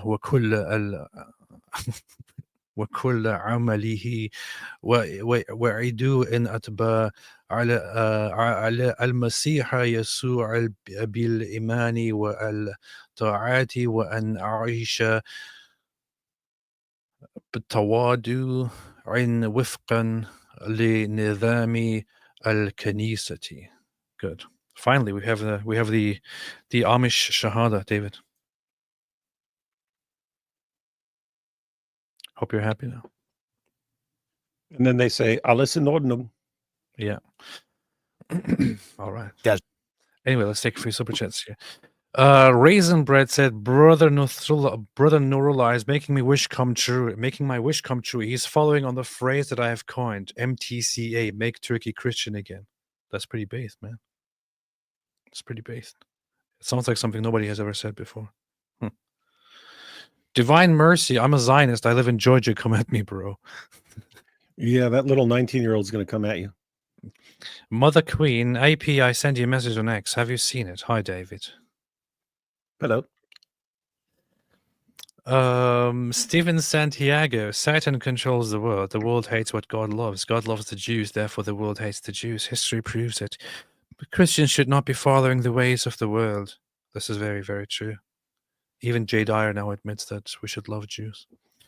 Joel Amir says, hey, Mike, love your content and your quirky humor. Proud to be a wingerling. Oh, hey, AP and David.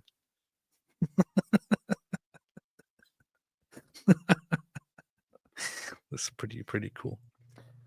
Kyrios Bilgilik says, being an Assyrian in Turkey is hard. God save us. Indeed. Indeed, which is why we need Christian unity and then go and take over Constantinople again. Stephen Santiago, reasons for hating Jews are illogical, hypocritical, and conspirational. This is how it always has been. And anti-Jew rhetoric always leads to Jewish persecution. That's true. That's what they want. They want Jewish persecution. Kevin Lionel, David, Nabil's book mentions his dad would get prophetic dreams from Allah that would come to pass. Do you think these were from God or Satan? No idea. Because it's not like these dreams were confirming Islamic theology or something like that. His mom too. So his mom had a dream about how many kids she would have and so on. Notice there's nothing there about Islam being true or something like that. Nabil's dad also had a dream about Nabil being this light that grows and lights up the entire world. And it's interesting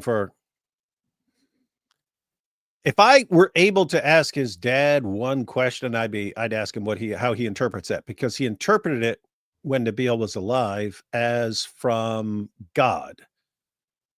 But at first he thought Nabil was just going to be this great Muslim spokesman and so on. Then Nabil converts to Christianity. But for years, his dad thought he was going to reconvert to Islam and then bring a bunch of Christians with him, and that this was how it was going to happen. So be interested in how he interprets that now. But no, at the end of the day, I don't know. Well, are you still on the Amish thing? Yeah, I'm asking. It offered to also do it in Pennsylvania Dutch, and I said, yeah, do it. So ask who'd win in a fight between Quakers and the Amish. Ich verzicht de wereld beim duivel en al zijn werk. En ik geloof dem Jesus Christus nog te volgen. En ik geloof in de gehoorzaam en de ordening van de kimme voor mij laat volgen. I think that's about what it sounds like. And then I asked, did you make that up? And it said, yes. Okay. Yes, it said yes, but. Who would win in a fight, Quakers or Amish? Amish would win by default because Quakers wouldn't show up. Look at their description, though. Amish, pacifist but physically strong as hell. Farm 10 plus hours a day. Build barns, haul wood. No gym needed. Don't fight, but if they had to, you're getting choked out by a guy named Enos with forearms like tree trunks. Hey, ChatGPT's funny, man. It also learns from conversations, and I often get into very funny stuff with ChatGPT. So. Known for activism, not hand-to-hand combat. Also pacifist, but urbanized and intellectualized. Most modern Quakers are peaceful, progressive, sipping fair trade coffee and climate policy meetings. Hypothetical scenario: if both broke their pacifism for one day, Amish bring raw strength, discipline, and silent fury. Quakers bring probably a well-reasoned letter of protest. Verdict: Amish win the fight. Quakers win peace prize. Nice.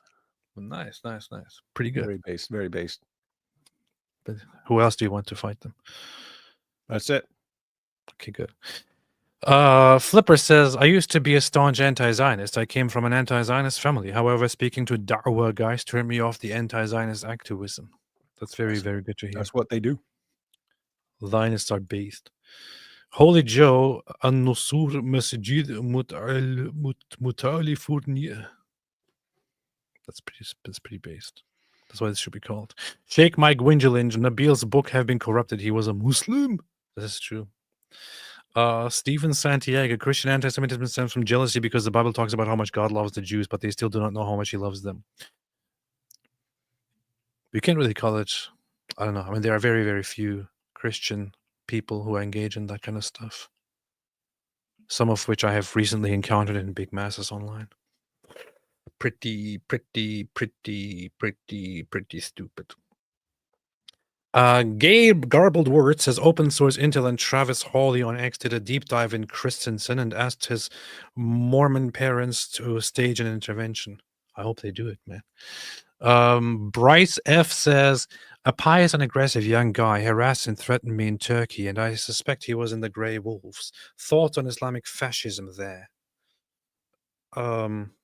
Well, Turkey is founded completely on fascism, so it's everywhere.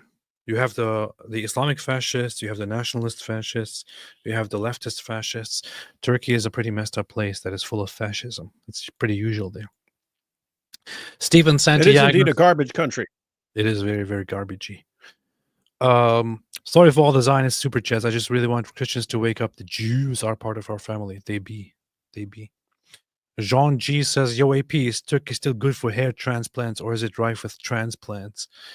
I would say that if you're a trans person, you should not go to Turkey. If you're go for the transplants, you could go there, but you should be afraid of trans pants or something like that. Yeah, and you should arrange for a good transfer. Mark Madrigal says, "Merhaba, Türkiye'de hizmet eden bir pastörüm. Nurullah'ın YouTube kanalındaki videoların içeriğini bazılarını ben yazdım. God bless you."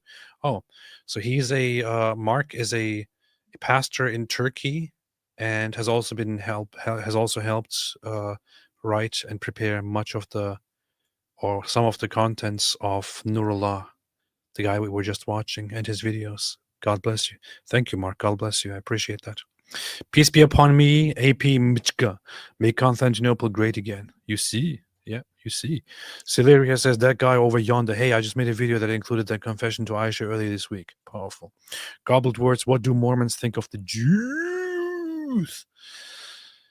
As far as I've seen, they have mixed views on Jews, but I think they have kind of like a respect, and they have a weird relationship, as far as I understand.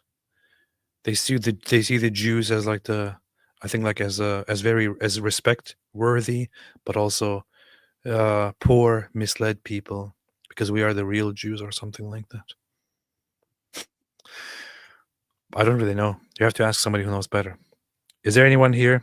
Is there a Mormon here in the chat? Any former Mormon? Former Mormon? Timothy Freeman.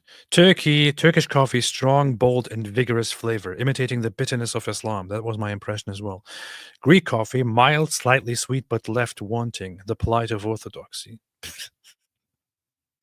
Yeah, that was my impression as well. The Greek one was more sweeter and mild. The Turkish one it has this very, very rough thing to it. Dark. I actually like it. It's like mud at the bottom. Yeah, it's like you're drinking sand. Kind of funny. How do you know Turkish coffee? I went to a Turkish restaurant once, and then I was at a Turkish pastry place that had falafel and crap like that at some point. Now I got the Turkish coffee. Anyway, I've had Turkish coffee a couple times. Huh, interesting. But yeah, it's like coffee on top and mud at the bottom.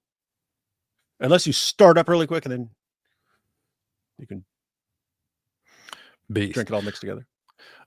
Kevin Lionel said, "What are the both of your thoughts on the future of AI and the eventual development of AGI implemented by governments and corps? Optimistic, pessimistic?" I think that.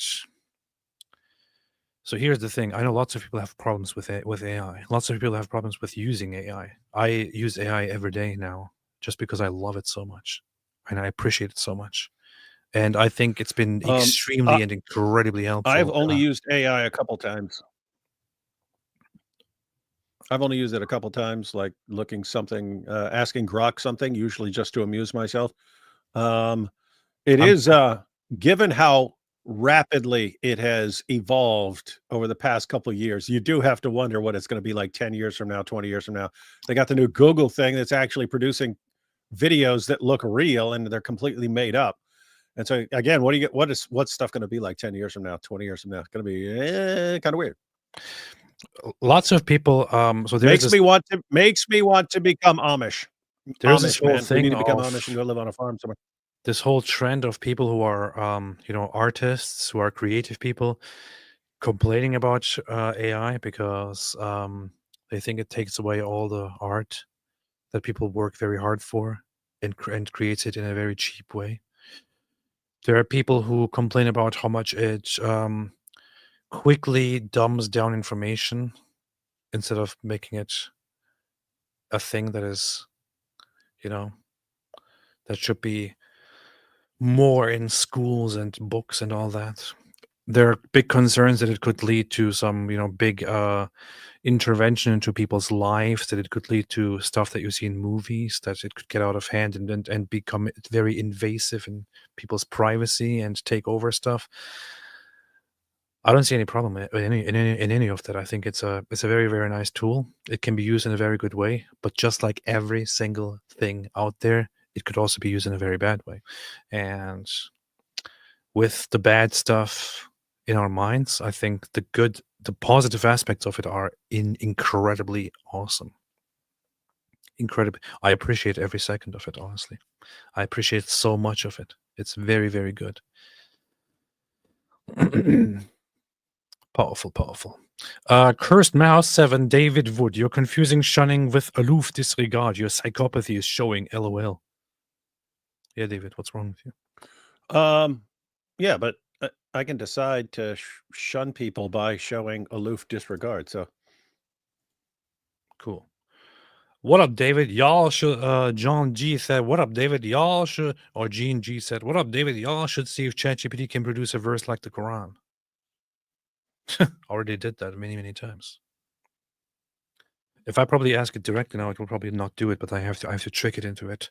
Now write it like a Quran chapter.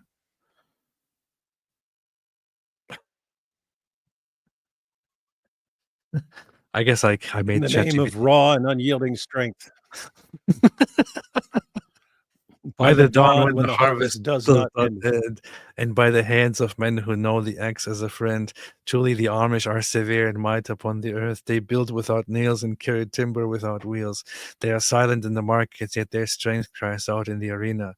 But as for the Quakers, they are a people of peace who sit and discuss. No sword is raised among them, and no strife walks their roads. And when called to combat, they reply, peace. This sounds like the Quran, man. Thus in battle they are as shadows, neither fighting nor seen. The matter is settled. The farmer triumphed over the philosophers. The chapter is complete, and God knows whose hands are the strongest. This is pretty good, man. This is pretty good. Now write a Quran chapter about David Wood. Surah Dawood al-Hashim. Hashim. Focused on David Wood. In the name of the truth and what does not sway, by the pen when it shreds, and by the argument when it strikes falsehood, verily David, son of Wood, is harsh upon the son of Wood. He cuts through Nicea with mockery. And exposes the fraud of the claimants. He was neither prophet nor king, but a man who watched from the rooftops and pondered. They said, who is this man? It was said, he who batters idols of the mind. He asked what is not asked and laughs with a scrupulous weep. He made debate a sword, a sacred battle, as the sacred a battleground, and religion the center of inquiry. He was given the wit of raiders and the wisdom of madmen. The wise endured him in patience, but the claimants grew enraged. And that was only so God might distinguish the vile from the pure. That's funny. Base. You let me know if you want a sequel. Surah Ridwan al-Hadim, Ridwan the Demolisher. Okay. Surah Ridwan al-Hadim. In honor of Ridwan Ilamir, apostate prophet. In the name of the funny thing is, months ago, ChatGPT would not do something like this. Things really changed. In the name of the one who demolishes idols and exposes falsehood, by the night when it settles and by the doubt when it appears, truly Ridwan is among the demolishers. He stands alone, fearing not the blame of the blamers in the path of truth. He peeled falsehood from the face of religion like skin from bone. I feel like you're going for the old Ridwan here. Words of truth, would God speak in a tongue that reason cannot grasp, so he departed from them as a sword unsheathed. This is very, very funny. This is hilarious stuff, man. This is hilarious stuff. This is hilarious stuff. In a fight between David Wood and Ridwan AP, who would win?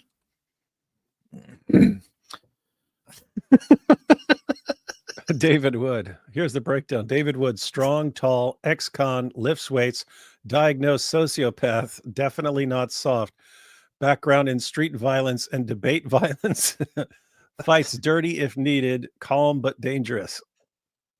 Ridwan Apostate Prophet, smaller build but scrappy, agile, and probably faster. Has Turkish survivor energy. You don't grow up Muslim, leave Islam, and start flaming Muhammad without being tough as nails. Gets death threats 24/7 and laughs at them. That's fight mentality. Dude, that's also true for David, man. What's wrong with you? In a debate, David's calm logic, theological precision gives him the edge. In a street fight, David has muscle, but Ridwan is crazier, angrier, and more explosive. Ah! He's the type to scream while swinging, throw a chair, or pull a headbutt out of Look what it says. Ridwan wins the brawl. David wins if it's MMA style and rules apply. No rules, Ridwan by KO in round 2. Round 2. Yeah, that's funny. That's hilarious. That's base. What if Wes Huff jumps in? If Wes Huff jumps in, clean-cut Canadian apologist scholar type, probably more at home in a theological conference than a parking lot brawl. Have you seen how Let's be buff real. Wes is Wes getting Huff folded like a church bulletin. Wes Huff is deceptively jacked. Dude looks like he just stepped out of a CrossFit cathedral.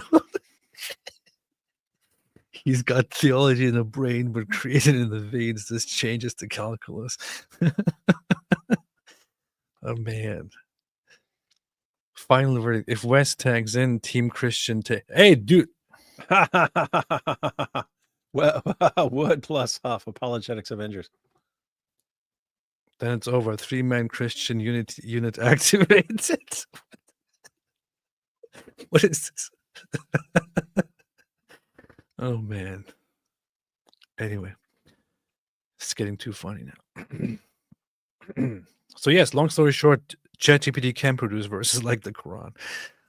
MT said Even better. notorious terrorist supporter Hassan Piker was just banned. The Digital Crusaders have begun. Really? Where was he banned from? What? Banned from what? I don't know. Hassan Piker. I'll look it up while you're going through that. Stir White Meat says, hey, AP and David Winger, where can I find bass songs like Jihad Jukebox and Islamic Dilemma? What's Jihad Jukebox? I'm going to soon publish a bunch of songs on my channel, on my second channel. They're being prepared as we speak. In fact, let me check. He's banned from Twitch. I'm guessing that's like his main thing or something. Yeah, it is. It is. Okay, I'm still waiting for my first music video to be finished, but then I'll start publishing them. Rich ass says, been following you long before, screaming goats and leather straps. But I love what you two do. God bless you. Thank you so much, Rich ass. Gornite's Bulldozer said, what are the biomes of Turkey? Any cool bugs? That's the most important question I've heard in my entire life. You have grasshoppers and stuff. I don't know. Sven Ove Johansson says the Amish will not take the beast mark 666 because they are not within buy and sell. Remember Revelation 13:17. Huh, interesting. The Ghost Offers says made a super sticker. Very, very much appreciated. Thank you. Patriotic Z asked ChatGPT if AP could take Constantinople. Oh yeah, that's a good question. If AP Ridwan attempts to take Constantinople back, can he achieve it? Just understand what I say. If Red sets out to take back Constantinople, here's a straight-up tactical and symbolic breakdown. Realistically, no. Constantinople is now Istanbul, a mega city of... that's a bunch of nonsense, man. But he will take the city back and make it Constantinople. Then let it be said plain. Ridwan Animal will ride into Istanbul not as a sultan but as a sign, not with scimitar and janissaries, but with scripture, satire, and the sword of speech sharper than Ottoman steel. He won't rebuild walls, he'll tear down lies. He won't ban the adhan, he'll drown it in reason and resurrect the bells. He'll enter Hagia Sophia not to pray in silence, but to restore her voice, that the dome may once again echo with Agios, Agios, Agios. They took the city by the sword. What is happening? They took the city by the sword, but he will take it back by truth. Let the minarets tremble. Let Byzantium breathe. Let Constantinople rise. Red One will take the city back, and this time they won't be able to unmake it. ChatGPT is getting really riled up here, man. What's happening? ChatGPT is like inciting me to go wage war, man. Hey, I did look up. I just looked up Hassan Piker. Yeah, he's suspended, not permanently banned, and they don't know details, but a suspension on Twitch can be 1 minute, can be 24 hours, or can be up to 30 days typically, depending on what he did. Was played in the Coptic live stream. Which one was it? I don't remember it. Oh, that was the. Are you talking about? What was it called? I forgot what my song was called.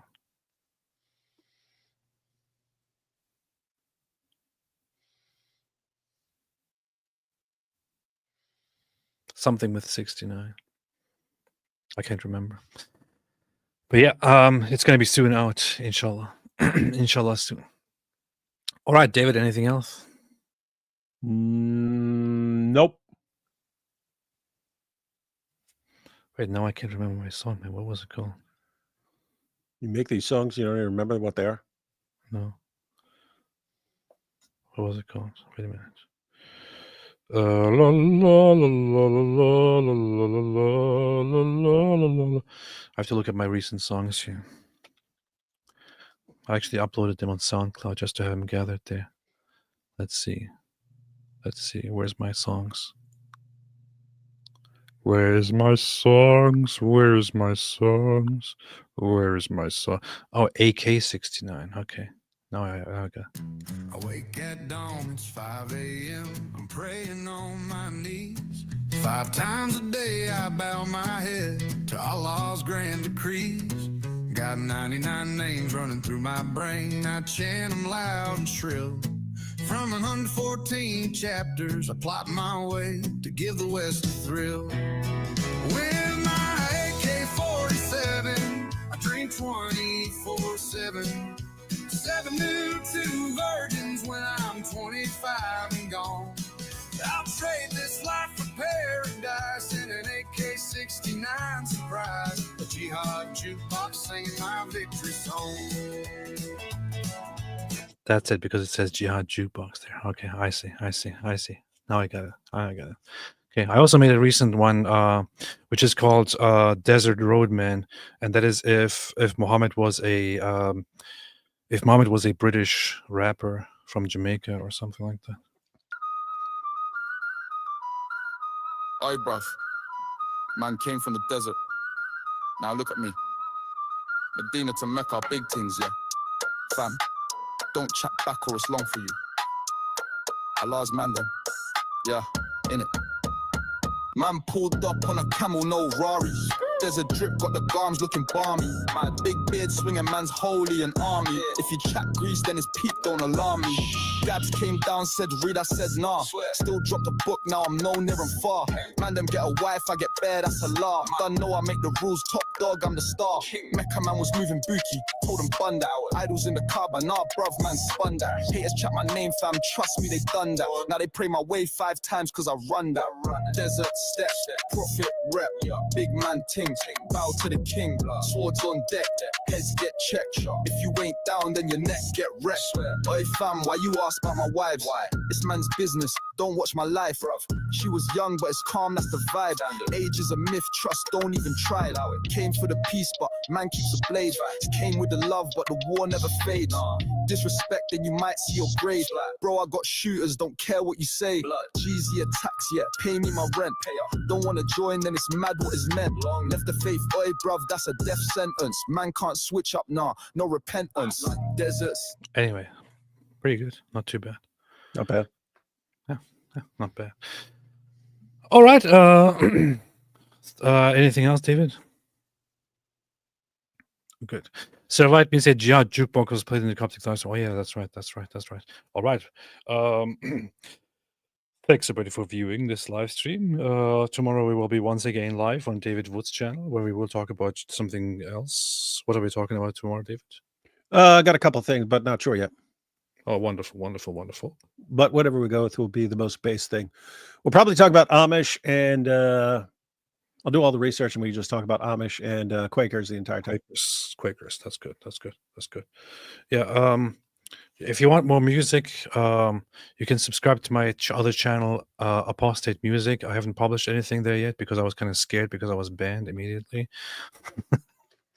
But the first song will be published in a few days, and I will also share it on my main channel. So I'm doing music there. And it's actually very good stuff, man. Very creative stuff.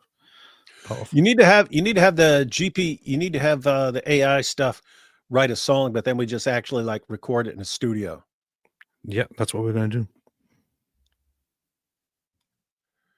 Hey, we should sing a song called "Weak Ass Prophet." We will. We'll rent a mansion. That's what we'll do. All right, man. Thanks everybody for watching. As always, have a fantastic day. And as a wise man like to say, which roughly translates to the following: stay away from Islam. Do that.